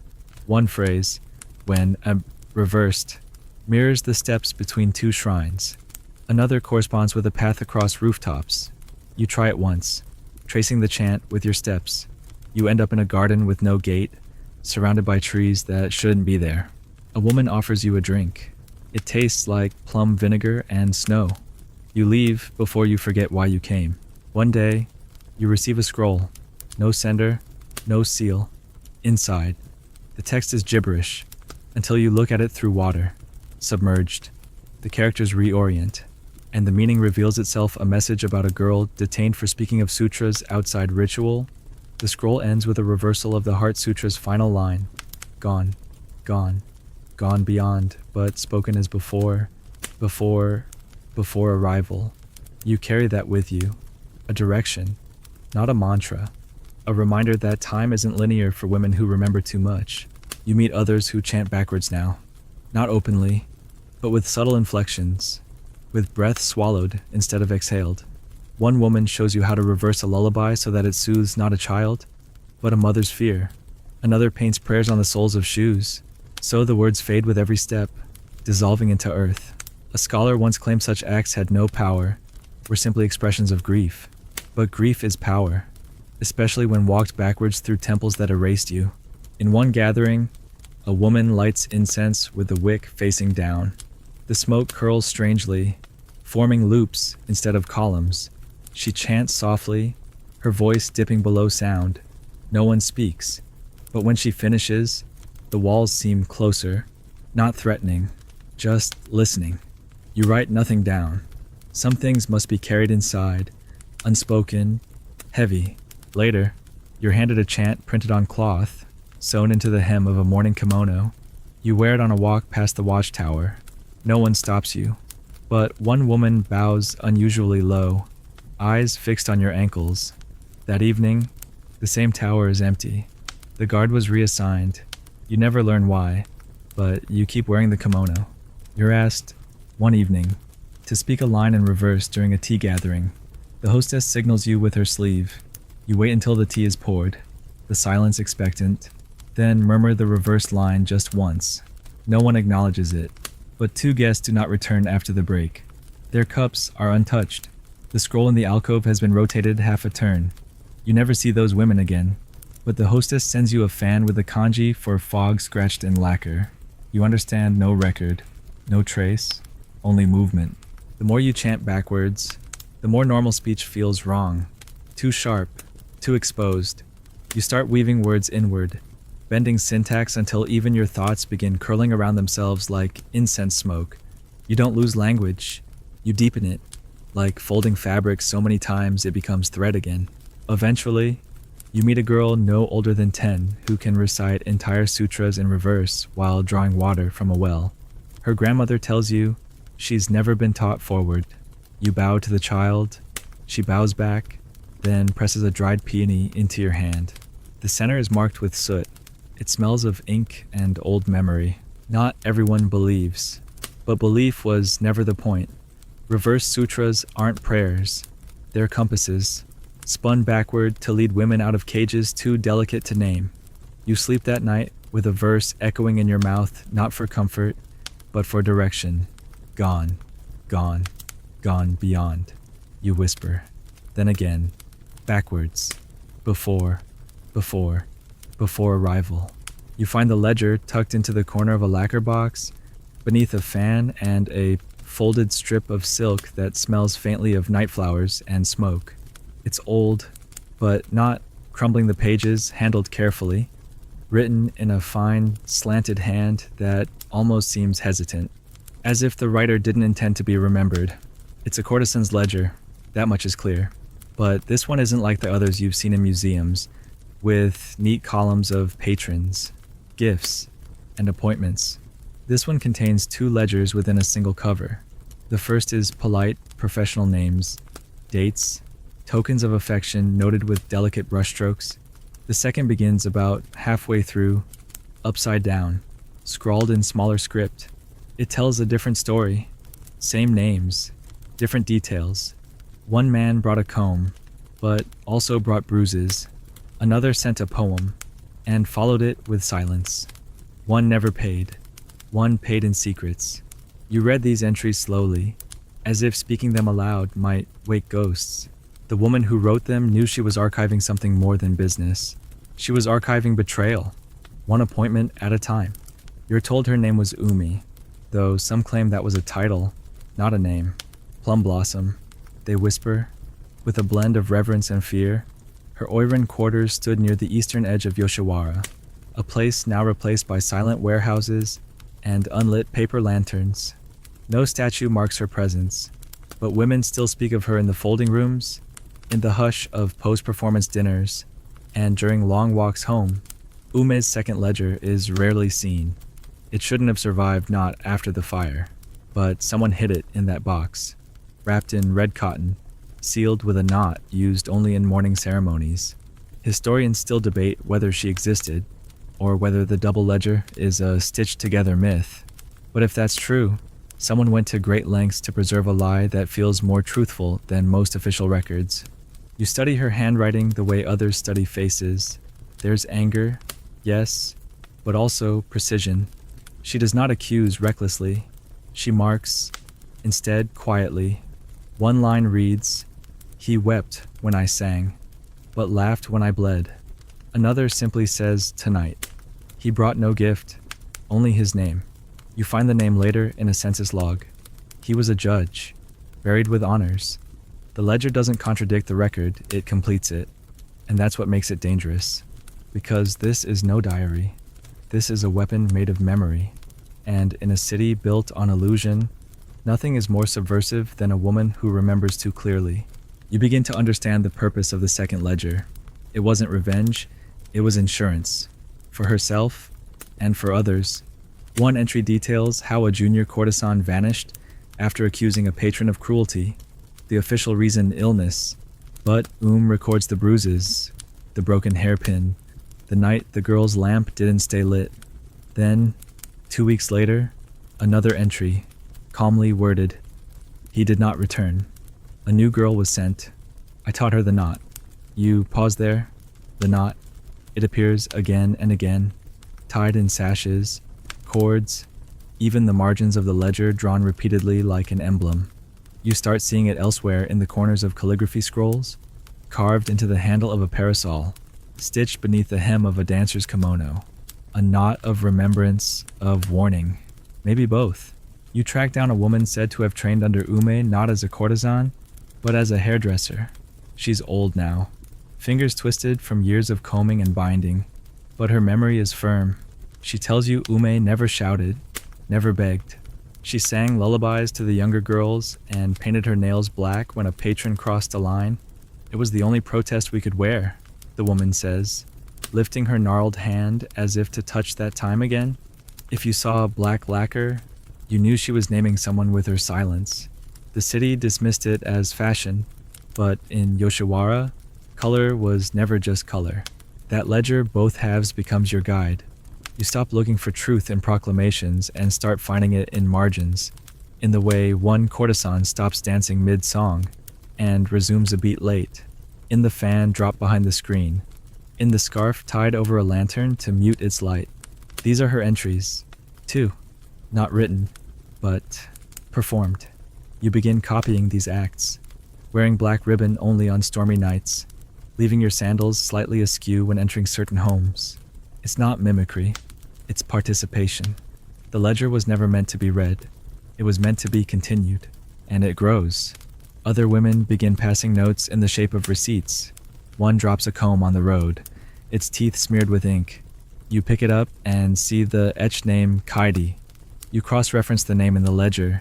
She's there, barely mentioned. Just 3 lines. He brought Kaida a box of peaches. She never ate them. Later, you find a merchant selling peaches out of season. You don't buy any, but you notice his assistant has bruises on her wrist. You leave a note inside the next order of incense. She deserves more than rot. The second ledger starts showing up elsewhere pieces of it. A verse painted on the inside of a folding screen. A name scratched under the base of a lacquer tray. One woman, a calligrapher, paints poetry with slightly altered strokes that only reveal themselves when viewed from a sharp angle. You realize you're not alone in reading. There are dozens of you, maybe hundreds, carrying her words forward, each entry reborn in silence. Then the fire, a great one, sweeping through the district with the careless violence of a lantern kicked in rage. Many quarters are lost. Officially, nothing is recovered. But 3 days later, a blind musician arrives in the outer market, carrying a shamisen with a hollow body carved from unfamiliar wood. Inside, tucked beneath the strings, is a strip of scorched paper. It holds only a fragment of handwriting, but you know it. You feel it in your fingertips. Hand. A single line, some things burn to return. Burn to... You weep that night, not out of sorrow, but gratitude. She lived, even if her name didn't. Even if her face was never carved into wood or painted in silk. She lived in those entries, those gestures, those knots, and now she lives in you. You add your own line to the ledger, not with ink, but with thread. You stitch a red line into your obi hidden. One loop for every woman you've watched endure in silence. It's a heavy garment now, and you wear it like armor. Eventually, you're entrusted with a blank ledger. The pages are stiff, too white, but you understand the assignment. Not to record pain for spectacle, but to archive reality without permission. You don't need a title. You don't need to be remembered. You just need to keep the second ledger breathing, not written in words, but in posture, in silence, in acts so small they appear accidental until the pattern repeats. When someone asks what you do, you smile softly and say, "I balance the books." They laugh. They always do. They don't know you've memorized every line of betrayal, every forgotten name. Every night, waited for someone to ask the right question and knew they never would. But you ask. Every time you look into the eyes of a woman who speaks with her shoulders and walks too carefully, you ask without speaking, and sometimes they answer. You start listening for cries, but not the ones people rush toward, the ones that come muffled, delayed, layered under laughter or drumming or wind. Birth cries, high-pitched, wet, and fleeting. They rise from behind sliding doors and under eaves, and vanish before the neighbors even register them. You trail one of these cries down a narrow path behind a tea merchant's house, where the scent of boiling ginger covers the metallic edge of blood. A woman steps out holding a pale cloth bundle, her sleeves damp, her face unreadable. A midwife, though no one says the word. In Edo, the work is invisible and everywhere. You watch her bow to an elderly man who never meets her eyes. She says nothing, she walks away, and the baby's voice doesn't follow.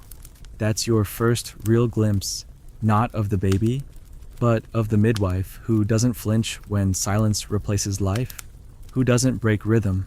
She returns through the alleys with the same stride she left with. It takes you days to realize that she's not just delivering babies.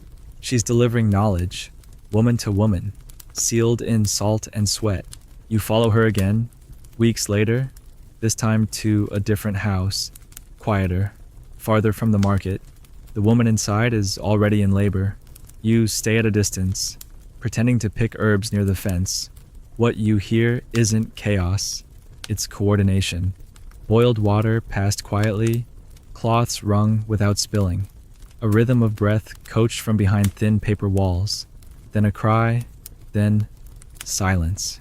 Then another voice, an old woman's reciting names in a litany that doesn't match the baby's sex or the family registry. You realize the midwife is telling the mother a story, not for comfort, for memory. She's stitching ancestry into air. She's recording lineage out loud before the official version erases it. And when the door finally opens, she walks out alone, carrying nothing but her sandals, which she knocks twice against the step, a signal, not to you, to someone else. Midwives are the city's living archives. They remember who was born when, to whom, and what was whispered just before dawn. You start speaking to them not directly, but slowly, offering tea when they rest in the shade, asking about ailments you don't have. One of them smiles without her eyes and says, "You're not here for medicine." You nod. She pours you barley tea and tells you about her mother, also a midwife, who carried 5 birth names in her memory until the day she died. Names never written, only passed from hand to mouth to breath. Some belong to children given away, Some were the real names of women who had to change theirs to survive a marriage, a debt, a disgrace. We remember what must not be written, she says, because the written word can be burned. You begin to notice their rhythm in the city. Midwives move like shadows, but they are never hidden. They visit homes at dawn, wearing robes that blend into dust. They carry no banners, no tools in sight, yet they are always prepared.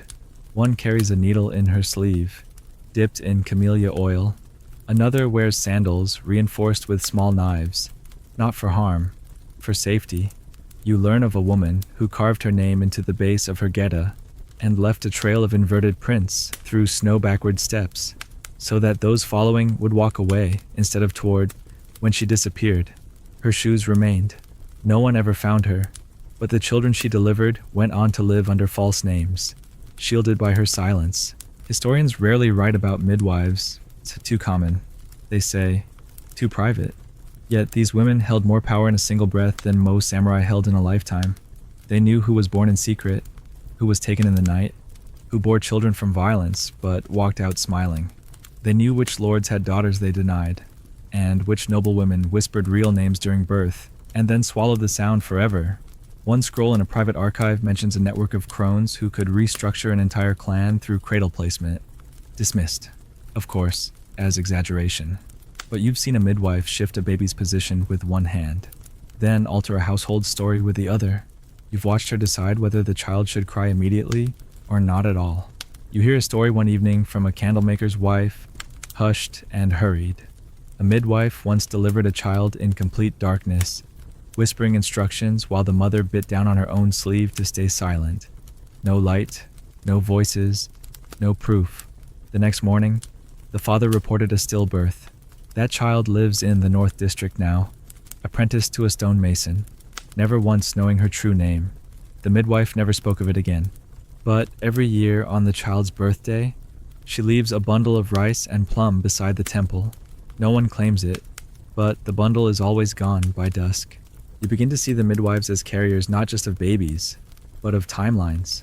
They keep parallel histories alive, the one on paper and the one in breath. You help one clean her basin one day. She tells you that every bowl used during delivery is placed in a specific direction afterward, north for a boy, east for a girl, west if the child must forget, and south if the mother must. Most bowls face south now, she says quietly, wringing her cloth. You ask how they remember so much. One woman shows you a cloth she wears under her robes, a sash with knots and stitches, each one marking a name, a date, a detail. She touches them while she walks, murmuring stories under her breath like prayers. Another midwife dips her fingers in dye and presses her prints onto a wall. Only she can see the back of her own door, where the pattern looks like flowers to outsiders, but reads like a ledger to her. You learn to read the spacing. Thumbprint far from the center. Baby never cried. Too close, didn't survive the winter. Smudge taken, not dead. Taken. Some say midwives were punished for knowing too much. There's a legend of one whose tongue was cut out after she told a lord his mistress's child wasn't his. But even then, she lived, and taught others to speak through color and scent instead. Another midwife is said to have passed secrets through massage, the shape of her hands pressing messages into tired backs, so only the woman receiving them would understand. You lie awake at night, wondering how many stories live inside a single touch. You carry one of their tokens now, a cord, braided from 3 colors: red for life, black for silence, white for truth. It was given to you after you helped deliver a child in the corner of a noodle shop during a thunderstorm. The sound of rain masking every cry. The child was healthy. The mother smiled. The father never knew. The midwife who oversaw it gave you the cord and said, "Now you're one of us." You asked, which part? She answered, "The part that remembers." One day, a baby is born with no name. The mother refuses to speak. The family says nothing. The midwife looks at you and nods. You step forward, whisper a name into the child's ear, a name you heard years ago, once, under a full moon. No one records it, but the baby calms. The crying stops, and you feel something settle in your chest, a confirmation, a continuity. The midwives don't celebrate. They don't explain. They move on. But now, when you pass them on the street, they nod, not just in greeting, in acknowledgement. You've become a thread in the fabric they keep weaving. You are trusted with stories too dangerous to speak, too fragile to forget, and every time a child enters the world without a record, you understand history is not written in ink. It's carried in breath, in hands, in tears wiped away before they fall.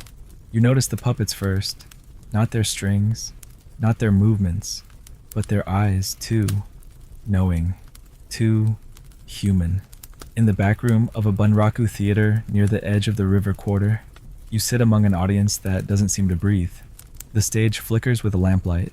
A puppet wife kneels in sorrow, her paper sleeves trembling as if wind could reach her, and behind her, hidden in the gloom, a puppeteer cloaked in black manipulates her sorrow with ruthless delicacy. You think it's a man? You're supposed to think that. But then the puppet turns its head in a way that no man would think to gesture a flick. Not rigid, but intuitive, like someone remembering a smell from childhood. It's too natural, too lived in. You look again. The hands moving the puppet are small, wrist bones finer, the gestures are too fluid, too precise, and suddenly, you realize the best puppeteer on that stage isn't a man. She's a woman, masked in tradition, wielding emotion from the shadows. No one sees her, but the puppet does, and you do. That's the moment it clicks. There are performances within performances, layers behind layers, and women have mastered the art of hiding in the one place men never look the spotlight. Later, backstage, you linger by the props, pretending to admire the painted fans and lacquered masks. A figure slips past you, silent in tabi socks, carrying a puppet that looks far too lifelike, its mouth set in an expression of defiance. The figure nods at you, just once, then vanishes behind a curtain marked with the crest of a theater troupe that, according to official records, disbanded a decade ago. You follow the mark, not physically, but through whispers, through the soft rumors that circulate between fishmongers and bathhouse attendants. They speak of the kurote, the black hands, women who trained in secret to master the art of puppetry, not for entertainment, but for storytelling that could pass undetected. They say these women were ghost performers, stepping in when the men grew drunk or weary or forgetful, and sometimes when the script needed to say what the city wasn't ready to hear. Scholars dismiss these claims. They argue that the physical demands of bunraku lifting puppets, manipulating heavy limbs with precision would be too difficult for women. But you've watched midwives carry bodies through snow. You've seen washerwomen tie knots with trembling hands. The idea that women aren't strong enough has always been a shield for those afraid to be outperformed. And these puppeteers, they didn't need to be seen. That was the point. They could rewrite entire narratives while hidden in plain sight.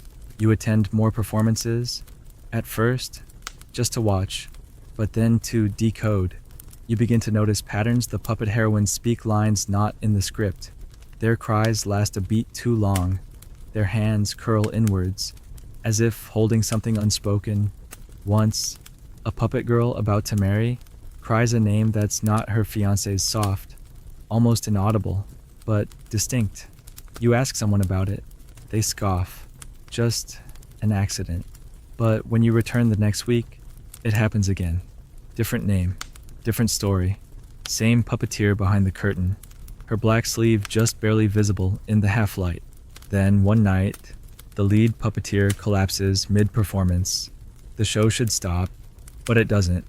A replacement steps in instantly, faceless, seamless. The puppet jerks once, then settles, breathes. Even. The crowd never notices the switch, but you do. The replacement's hands are smaller, surer. They make the puppet move with too much truth, too much pain. That night, the story changes. The heroine doesn't die. She walks away. The crowd claps, not realizing they've just witnessed an unapproved ending. You sit still, stunned, because that's when it hits you. These women aren't just filling in. They're rewriting fate, one gesture at a time. You're invited backstage once, not formally, but through a note left beneath your cushion, folded into the shape of a mask, with no eye holes. You follow the instructions to a side door after the performance. Inside, The room smells of ink and cedar. Puppets hang like sleeping bodies from the walls. A woman kneels before a disassembled head, repainting its lips with crushed camellia. She doesn't greet you.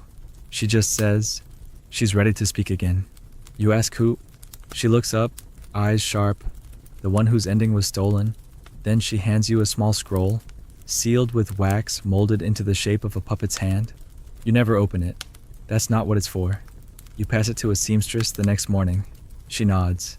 That night, a new story premieres. It's a tragedy, but not the usual kind. This time, the man weeps, and the woman walks away with her name intact. You start noticing puppetry outside the theater, in the way women serve tea with exaggerated grace, fingers too precise to be natural, in the way girls brush hair behind their ears only when certain men are present.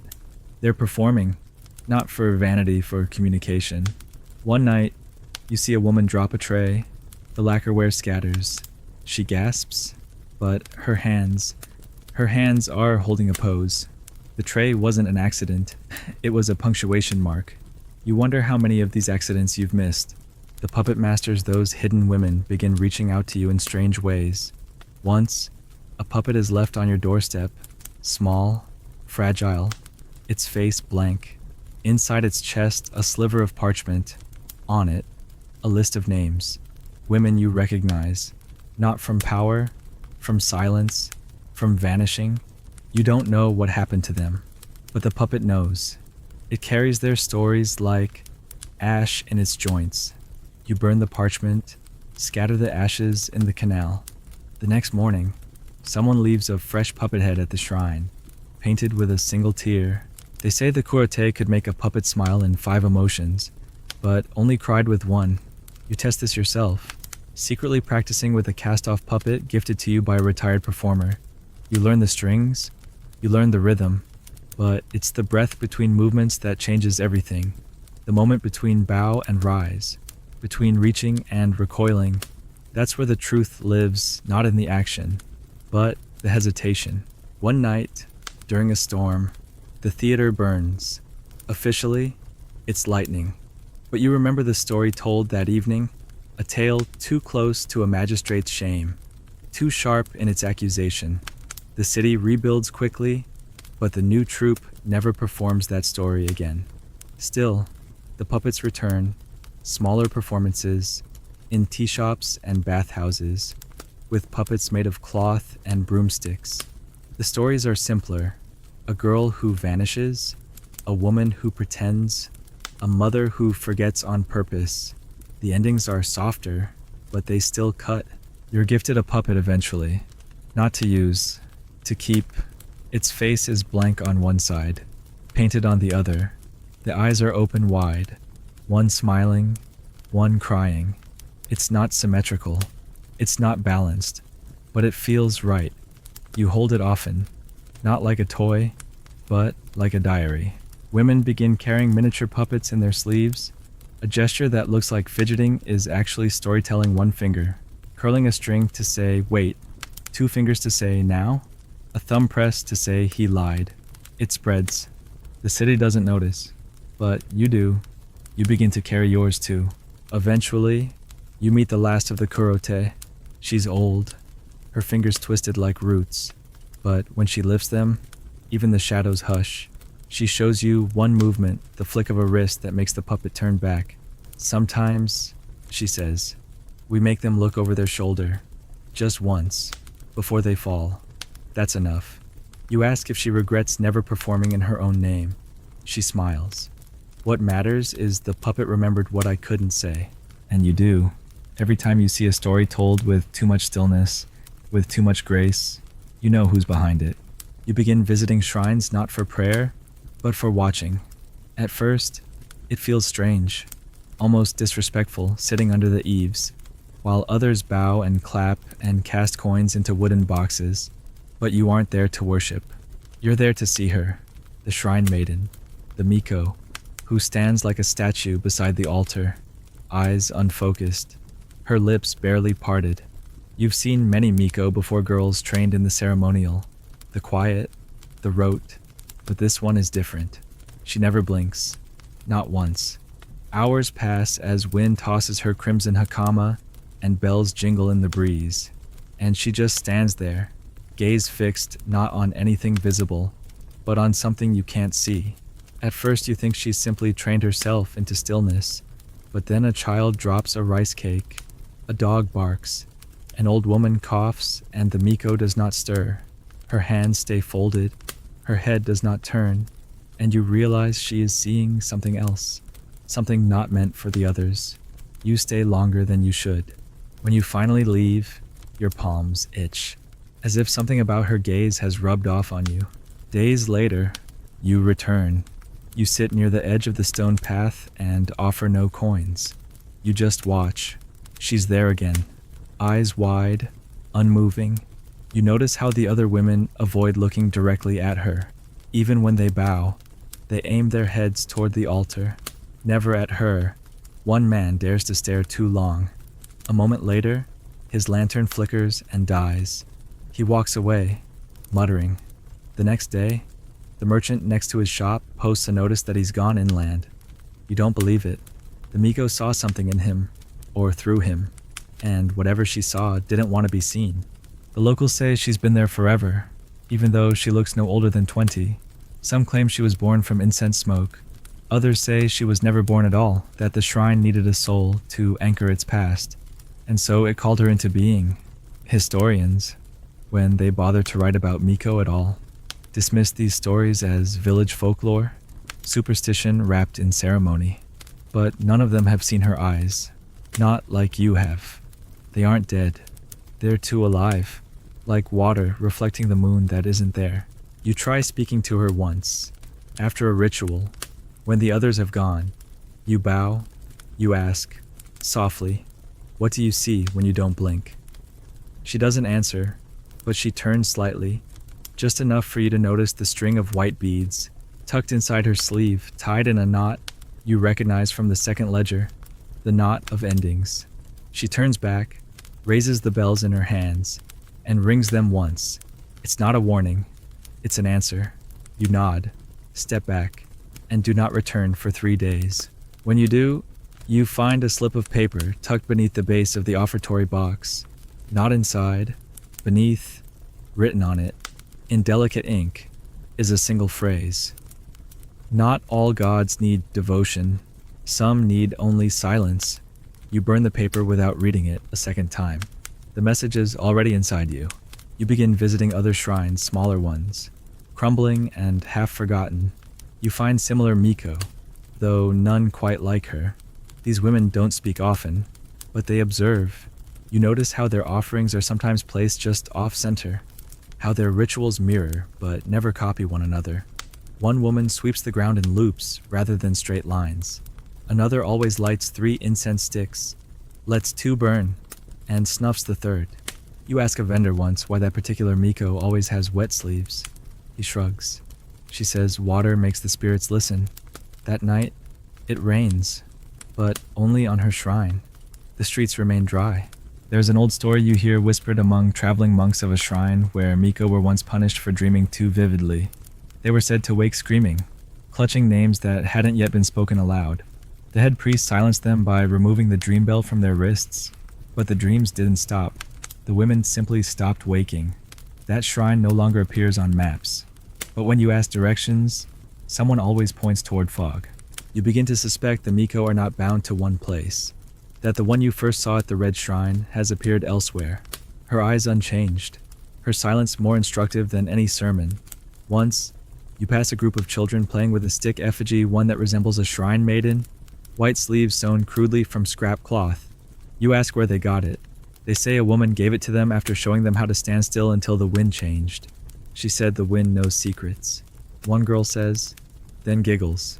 You ask where she went. They don't remember. You start to mimic the Miko in your movements, pausing longer between gestures, letting your gaze soften, blinking less. People notice. Some grow uncomfortable. Others bow deeper. You begin to understand the power of what she offers: presence without performance, watching without taking, memory without attachment. You become a mirror for others, and that reflection unsettles them. It reveals you do nothing, and yet you are no longer invisible. The shrine maidens become your compass, not because they guide you, but because their stillness reorients your direction. One shows you how to cleanse a doorway with salt and folded cloth, not to remove spirits, but to mark a threshold between truths. Another places a comb under a stone and tells you, if it breaks, do not enter the house. The next morning, the comb is split cleanly in half. You avoid the house. That evening, the shutters are nailed shut. Some say Miko were forbidden to speak after sunset. Others say they spoke only in dreams. But you begin to hear their voices in other forms. A crow's call exactly 3 times before dusk. A string of bells that chime when no one passes. The creak of a shrine gate swinging inward, though no wind stirs. These are not signs of ghosts. They are echoes of decisions made by women who were never allowed to decide aloud. You dream of her now, the first Miko, the one who never blinked. In your dreams, she moves, finally, walking barefoot through ink, each step leaving no mark. She holds out a bundle of paper slips. When you reach for them, they vanish. But you wake with the scent of incense on your fingers. And once, when you open your eyes, you swear you see her reflected in your mirror, not behind you, but as if you are her. You start keeping your own beads now, not for prayer, for remembering. Each one marks a silence you kept, a gaze you held, a moment you witnessed without breaking the spell. You do not chant, you do not speak, but in your quiet, others begin to speak around you, revealing truths they didn't know they needed to say. That's the true power of the Miko, not to speak for the gods, but to hold space until others find their own voices. Eventually, you return to the red shrine one last time. She is there. Of course she is. You bow. This time, she blinks. Once, slowly, deliberately, as if closing the page on a chapter only you could read. You nod. You understand. You leave before the bells chime. You never see her again. But now, when you walk past shrines, whether grand or forgotten, you stop. Just for a moment. You let the silence gather around your shoulders. You let your breath settle. You let your eyes stop blinking. And in that stillness, you listen. And someone, somewhere, listens back. You first hear the rumor in a bathhouse, whispered between 2 old women as they soak their tired legs. One says, "She marked him while he slept." The other replies, "He didn't bleed, but he never came back." You pretend not to listen, but your skin prickles under the steam. Later that evening, you follow the trail backward, through a noodle vendor who swears his cousin once met a widow with a strange scar, to a paper lantern artisan who finally gives you the name. Not a full one, just a syllable Ray. It's not much, but it's the same name scratched into the corner of a comb you found in a broken tea house weeks ago. The same name carved into the underside of a lacquer bowl in a district that no longer exists. The same name you now find whispered in chalk on the back wall of a shrine. Always the same hand. Always the same curl to the final stroke. You begin to see it everywhere. And then, finally, you hear the rest. Ray's tattoo only burns when the danger is near. And when it burns, someone disappears. You don't believe it at first. Tattoos are for outcasts, criminals, performers at best, not for quiet women in respectable robes. But the more you ask, the more you hear, always in fragments. A merchant's wife who rubbed her ankle raw after a magistrate stared too long. A seamstress who cut away her sleeve to hide a mark no one else could see. A courtesan who flinched every time a candle was lit. The ink, someone whispers, reacts to the heat. That's how it warns her. You don't know who her is. Maybe Ray. Maybe someone else entirely. The truth swirls like smoke, never forming a solid shape, but you follow it anyway. Eventually, you find the woman. Not Ray, but someone who knew her. She's old now, eyes like worn parchment, but her voice is steady. You don't even ask. She just says, she was the first to mark herself, not for beauty, not for shame, but for remembering. She rolls up her sleeve and shows you her shoulder bare, except for a faint ghost of ink that seems to shift in the light. It looks like nothing, a curve, a smudge, but when she breathes, the lines change. Mine faded, she says. I didn't feed it enough. You ask what that means. She smiles. The ink only stays alive if you keep living the reason you got it. You write that down, not on paper, in your palm. Tattoos in Edo are forbidden for women. That's what the law says. But what the law forbids, women perfect. You learn of others' marks hidden in the arch of the foot, in the soft of the thigh, behind the ear. Always places that a husband wouldn't notice, a client wouldn't dare to inspect. You see one once, by accident. A girl bending to tie her sandal, her collar slipping just enough to show a single black line along the nape of her neck. You catch her eyes. She sees you've seen it. She doesn't look away. You nod. She nods. That's enough. The mark glowed for just a second, as if the ink breathed. You learn how the tattoos were made not with needles, but with sharpened thorns and ink mixed with ash and sake. A midwife tells you they used to draw the symbols with candle smoke first, then press the design into the skin while reciting a reverse chant. The pain helps you remember, she says, pressing her thumb to your wrist. You only forget when it stops hurting. You never ask her if she has one, but sometimes you think you see something under her sleeve, writhing when she stirs the fire. Not all marks are warnings. Some are messages. You hear of a woman who tattooed the names of her dead sisters in a spiral around her ribs, each one only visible when she turned in a mirror. Another had a mark that looked like a blossom. Until you pressed on it, then the ink bled red, revealing a word beneath not yours. That woman vanished during a festival. Her obi was found tied around a tree, not pointing west. No one claimed the body in the river, but weeks later, someone painted her mark onto the door of a judge's home. That door burned down. No one rebuilt it. You begin to trace the pattern. The tattoos form a map. Not geographically, but emotionally. Women mark themselves not just to resist, but to remember the night they were nearly taken, the day they chose not to die, the moment they stopped answering to a name that was never truly theirs. These are not decorations. They are timestamps of reclamation. You find one drawn in a shape you've seen before in a ledger, in a fan, in a knot. It's a closed circle with a slash through it, a lock, a secret sealed in skin. Eventually, someone offers to mark you. A woman with a scar where her wedding ring used to be. She doesn't ask why you want it. She simply lights a candle, sharpens a thorn, and begins humming a tune that sounds like a lullaby sung backwards.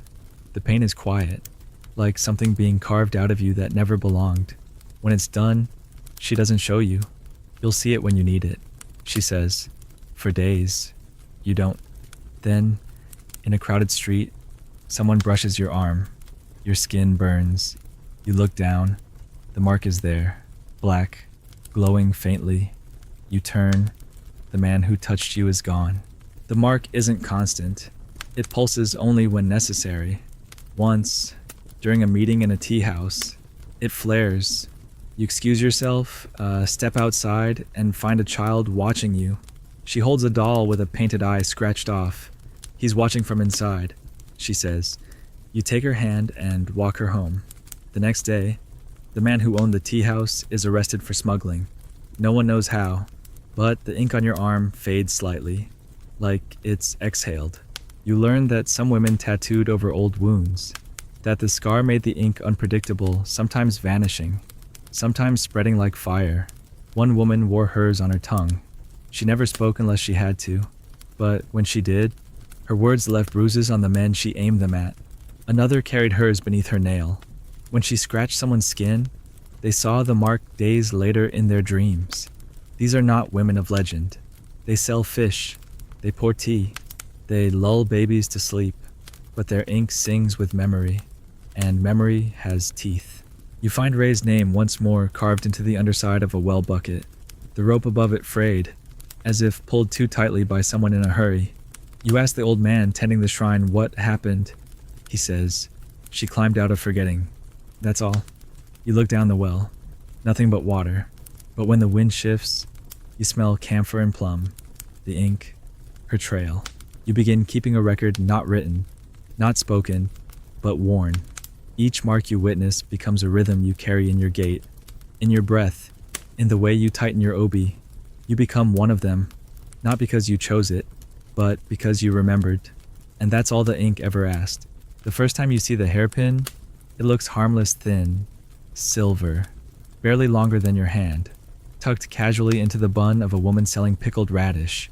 She's young, cheerful even, tapping her wares with a rhythm that draws in customers like bees to plum wine. But as she leans to wrap a bundle, the hairpin catches the sun and glints unnaturally too sharp, too polished, too deliberate. You blink. She notices. She smiles just a beat too late. That's how you know. It's not an ornament. It's a signal. And maybe, if needed, a weapon.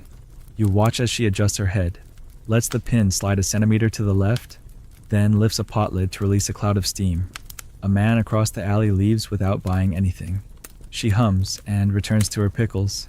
That night, the magistrate's records office is broken into. Nothing stolen, but 3 documents disappear from the registry shelves. No one's arrested, but the radish stand is gone by morning.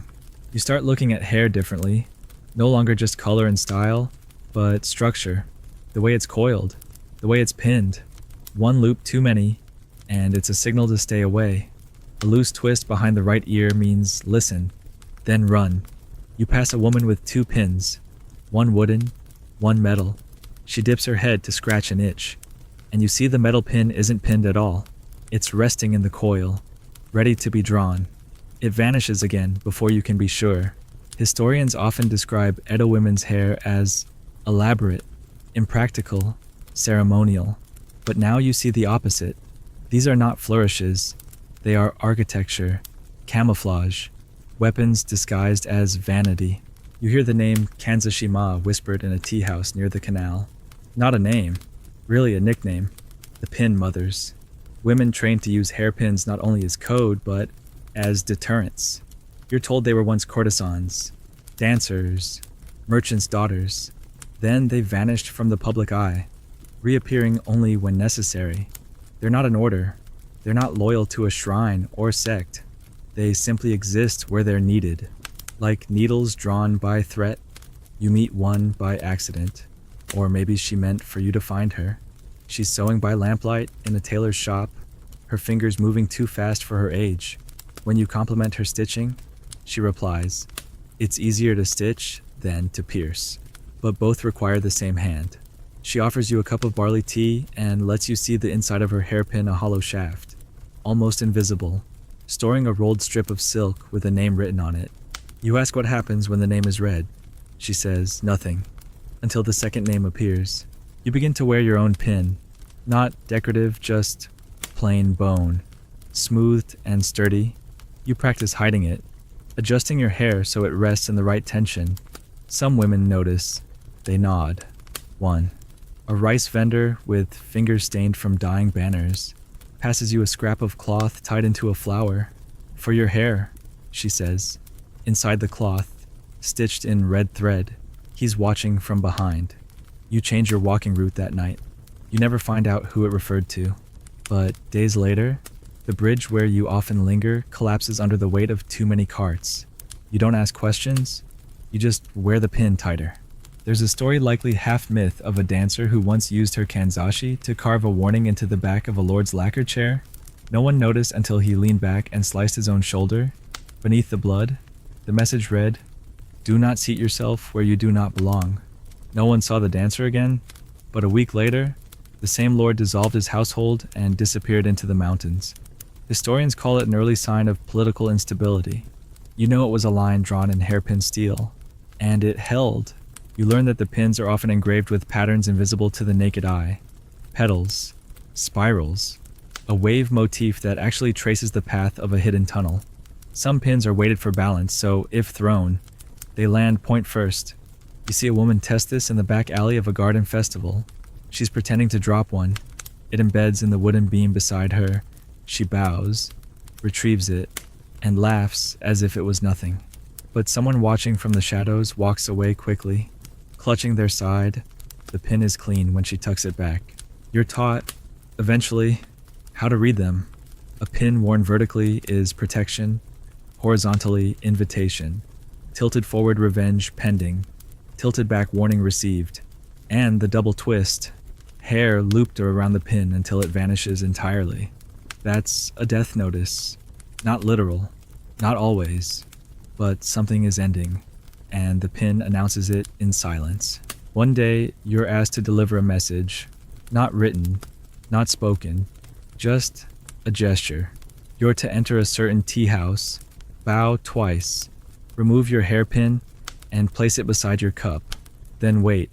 You do as instructed. The server brings you tea but says nothing. Minutes pass. Then a woman appears at the door, glances at the pin, and leaves.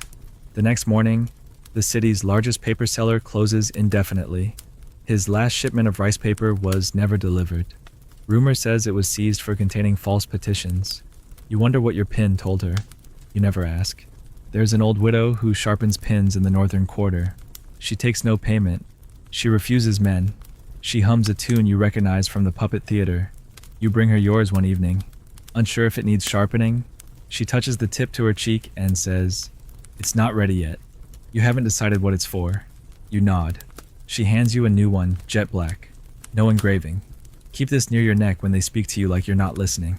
You hear of one woman who wore 13 pins in a single braid. Each pin marked a man she'd escaped. Some say she was a survivor of a brothel fire. Others say she was a magistrate's daughter who ran. Either way, when she danced at festivals, her pins would catch the light like stars, spinning stories into the crowd. Men saw beauty, women saw warning. You search for her. You don't find her. But in the market stalls, you begin to see imitation pins, wooden, soft, useless, fashionable. The truth is fading into trend. You know it won't last. You mark your own pin one night. Quietly, you heat the end in flame, press it into oil mixed with ink and vinegar. The smell is terrible, but when it dries, it holds the shape a crescent surrounded by 3 dots. It means, I carry memory where words are unsafe. No one else needs to know. But one day, a girl brushing your hair sees it, pauses, and weaves your braid tighter. She doesn't speak. She doesn't need to. Eventually, you stop wearing it every day, only when necessary. But even when your hair's loose, you walk like it's pinned. The awareness is enough. You notice others now more than you thought. An old cook with a pin stuck behind her ear like a toothpick, a blind woman tapping one against her cane, a girl pressing hers into the dirt during a game, leaving a perfect imprint of the symbol for wait.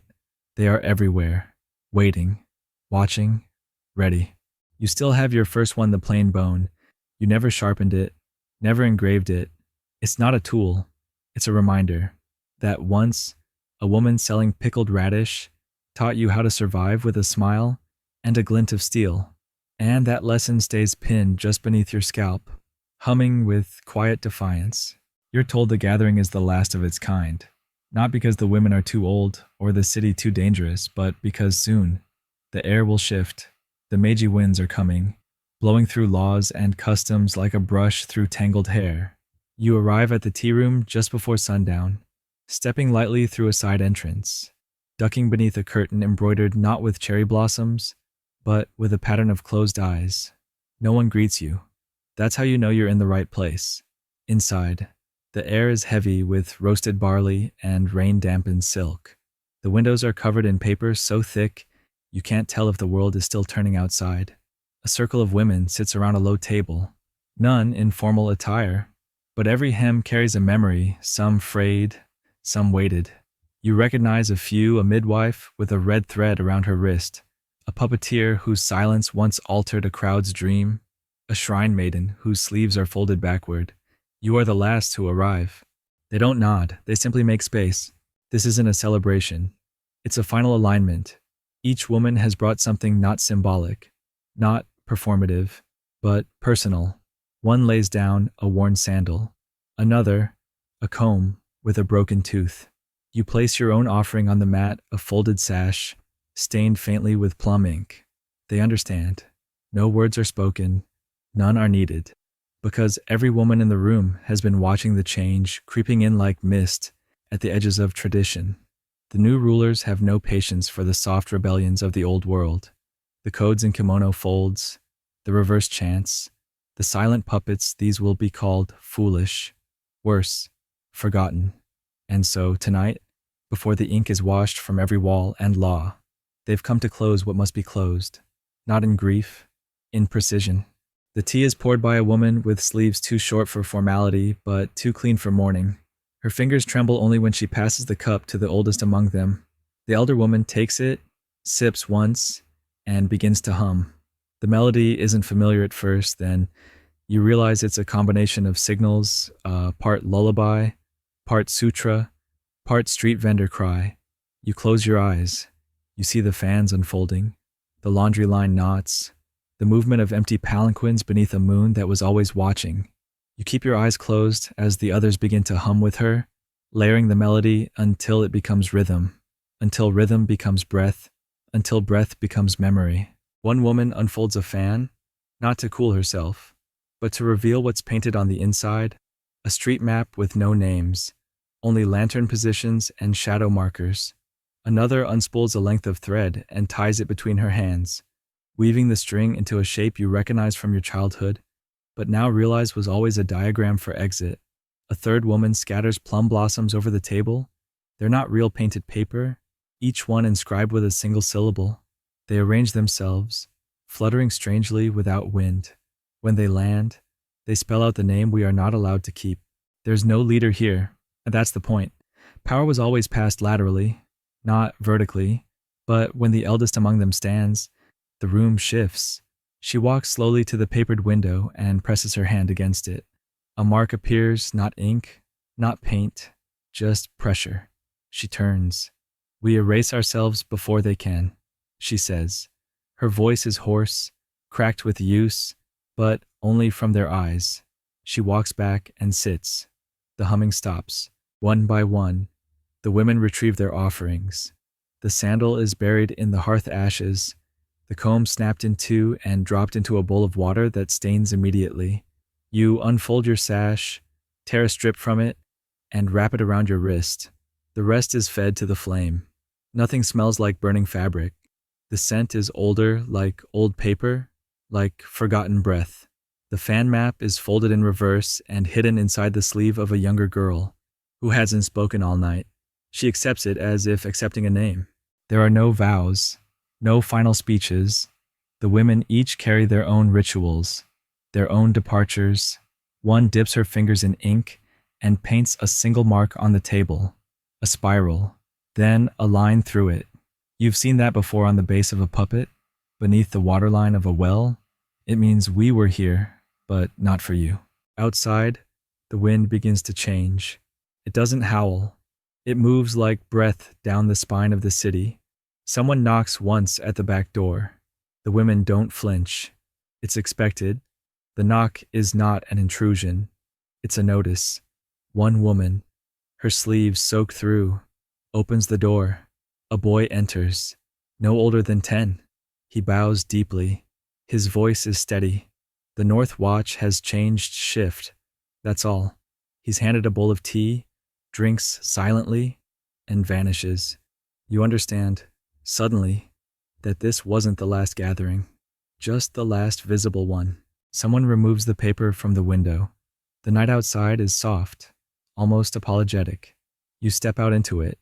The others scatter without farewells, just movement, like dandelion seeds loosed without ceremony. You walk home slowly, carrying nothing but the thread on your wrist and the taste of barley on your tongue. When you pass through your gate, you see a lantern hanging where there wasn't one before. It's plain, white, unlit, but you know its weight. The next day, the shop where you first saw the fan codes is gone. The tailor who stitched warnings into sleeves has shuttered her door. The puppet troupe has been absorbed into the new regime's official entertainment circuit. The Miko shrine is being restored, which means scraped clean. And yet nothing feels lost, because every woman you pass that day seems to walk a half inch above the ground, like she knows something the air hasn't caught up with. At home, you burn the remaining strip of your sash. The smoke curls into the shape of a single character return. You don't interpret it, you just bow. That evening, you light no lamps. You walk with the wind at your back. You sleep with your hair unpinned, your sleeves loose, your heartbeat slow and full. In the morning, a child delivers a basket to your door. It contains only rice, seaweed, and a peony folded from waxed paper. You unfold it. Inside is a single hairpin, not yours. not new. The one you last saw at the tea house, half hidden in steam. Beneath it is a note, "We left nothing behind," which is why it all remains. You read it once, then you fold it, then you hide it, not because it's forbidden, but because it no longer needs to be read. It's already written in your posture, your breath, the way you walk through alleys that still remember the women who vanished before the world decided it could look. You don't attend another meeting. You don't need to. The gathering was not an event. It was a gesture, a final folding of shared silence. And silence travels, like scent, like smoke, like names written on water. You keep the hairpin close, not tucked in your bun, not hidden in a drawer, but resting beneath your pillow, where its shape imprints softly on the fabric, night after night. It doesn't speak, it doesn't shine, but every time you run your fingers along its smooth curve, you remember how it felt to be invisible and sharp all at once. Some mornings, you wake with the ghost of a melody in your throat, 3 notes, circular, never resolving. You hum it while boiling water, while sweeping the stones outside your door, while folding laundry that carries no messages but still feels like code. You're not waiting for a summons. You're not preparing for rebellion. You're simply remembering out loud. In a world that has started to forget silently, the city has changed. The lanterns are brighter now, oil-fed and glass-globed, casting sharp shadows instead of the soft flicker you grew up with. The old paper makers have turned to printing posters, bold slogans shouting about progress and unity. Girls still gather at shrines, but their robes are synthetic, their chants shortened into rhymes. What was once whispered is now stylized, packaged, and sold in department store windows. They call it Edo chic. You call it aftermath. But you say nothing. You walk through the stalls with a calm expression, noting which vendors still tie their coins with a red thread, which still glance over their shoulders when folding banners. Not many, but enough. Historians now write books about the secret societies of Edo women, footnotes dripping with caveats, likely apocryphal, possibly exaggerated. No direct records survive, and yet, here you are, alive, moving, breathing in the spaces between facts. You read their pages like riddles, seeing all the signs they missed. A mistranslated poem that was actually a warning chant. A misfiled tax protest that was a smuggled manifesto. A woman described as eccentric for never marrying, even though she organized the textile workers across 5 districts. You smile. They don't know where to look. That was always your advantage. You visit an old friend, once a puppeteer, now a weaver of fishing nets. Her fingers are slower, but her eyes sharper. Over tea, you talk of nothing salted seaweed, the rising price of sandals, a local cat that steals rice balls. But as she ties knots in her net, you recognize the pattern. It's not for fish. It's a grid, an old layout of the courier stations before the imperial maps erased them. You ask nothing. She offers nothing. But when you leave, you step more carefully, as if each stone beneath your feet might carry a memory, waiting to be triggered. There are fewer of you now. Some have passed, some have moved beyond the reach of names, but the ones who remain don't need meetings. You see them at dawn markets, in bathhouses, watching the steam rise like a signal flare. You recognize each other through small gestures, the way one folds a towel, the way another leaves a coin turned on its edge. It's not nostalgia, it's continuity. You weren't preserving a tradition, you were extending it. Length by quiet length, until it became too long to sever. The girls today talk about feminism like a new discovery. You listen with respect, with care. You don't interrupt. But in your mind, you see the candlelit rooms, the paper fans, the ink disappearing in steam. You hear the whisper of slippers across wood floors just before a lord was accused of cruelty and reassigned. You remember the silent protests that took the shape of dance, the ways you smuggled intelligence inside songs, meals, braids, not because you had no voice, but because you chose not to shout. That was your revolution, not noise, precision. You open your chest of keepsakes once a year, always during the rainy season. The paper is soft now, the fibers swollen with time, the comb with the missing tooth is still there. So is the strip of plum-stained sash, and a folded piece of cloth tied like a flower. When you unfold it, The thread still reads, "He's watching from behind." You smile. You've carried that warning through 3 regimes. It still holds true, just in different shapes. The watchers have changed uniforms, not eyes. And then, one morning, there's a knock at your door. You don't panic. You don't speak. You simply open it. A girl stands there barely older than 16. Her sleeves are rolled, her face plain, but you notice her sandals too worn for her age, repaired with red thread. She hands you a parcel wrapped in wax paper. No name, no note. You thank her. She bows low, then leaves. Her footsteps measured, her pace deliberate. You bring the parcel inside. You do not unwrap it yet. You light a single candle. You boil barley tea. You sit, only then do you open it. Inside is a comb, smooth, new, and a single pin jet, black, unmarked. There is no instruction, only understanding. You press the comb to your scalp. It fits perfectly. The pin you tuck beneath your pillow, next to the one that's always lived there. You sleep soundly that night, not because you feel safe, but because the thread has not snapped. It has been picked up again, carried forward, quietly, powerfully, as always. So now, as you lie back and feel the weight of your own quiet breath, let all of this settle. The moon above Edo. Yes, it's gone now, but the silk of that light still lingers somewhere inside you. Maybe it's tucked behind your ear like a pin, or woven into the spine of how you sit, how you wait, how you listen. You're not in a tea room, you're not in a shrine, but the stillness you feel, that gentle alertness that hums beneath the skin like water beneath frozen ground, that is the same. That is how it always was. You don't need to remember every signal, the knots, the folds, the gestures. Some of them were never meant to be remembered. They were meant to vanish, to dissolve into breath and posture and the way your fingers rest when no one is watching. If you're still, you can almost hear it, that faint, invisible hum of a city built on secrets too soft to break, too strong to kill. The kind of strength that doesn't look like defiance. It looks like kindness, but it holds just as fast. Let the faces fade now. The vendors, the dancers, the women who vanished on purpose. They're not gone. They're just beneath the surface, like ink pressed into the back of paper. You might not see them in daylight, but if you hold them to the light just right, the whole map returns. You are part of that paper now. You're not a visitor anymore. You are one of the quiet ones. So breathe deeply. Let your chest rise and fall like a forgotten poem. Let the night do what it always does, hold you without asking questions. And as you drift, remember the pin remains, even when the hair is loose.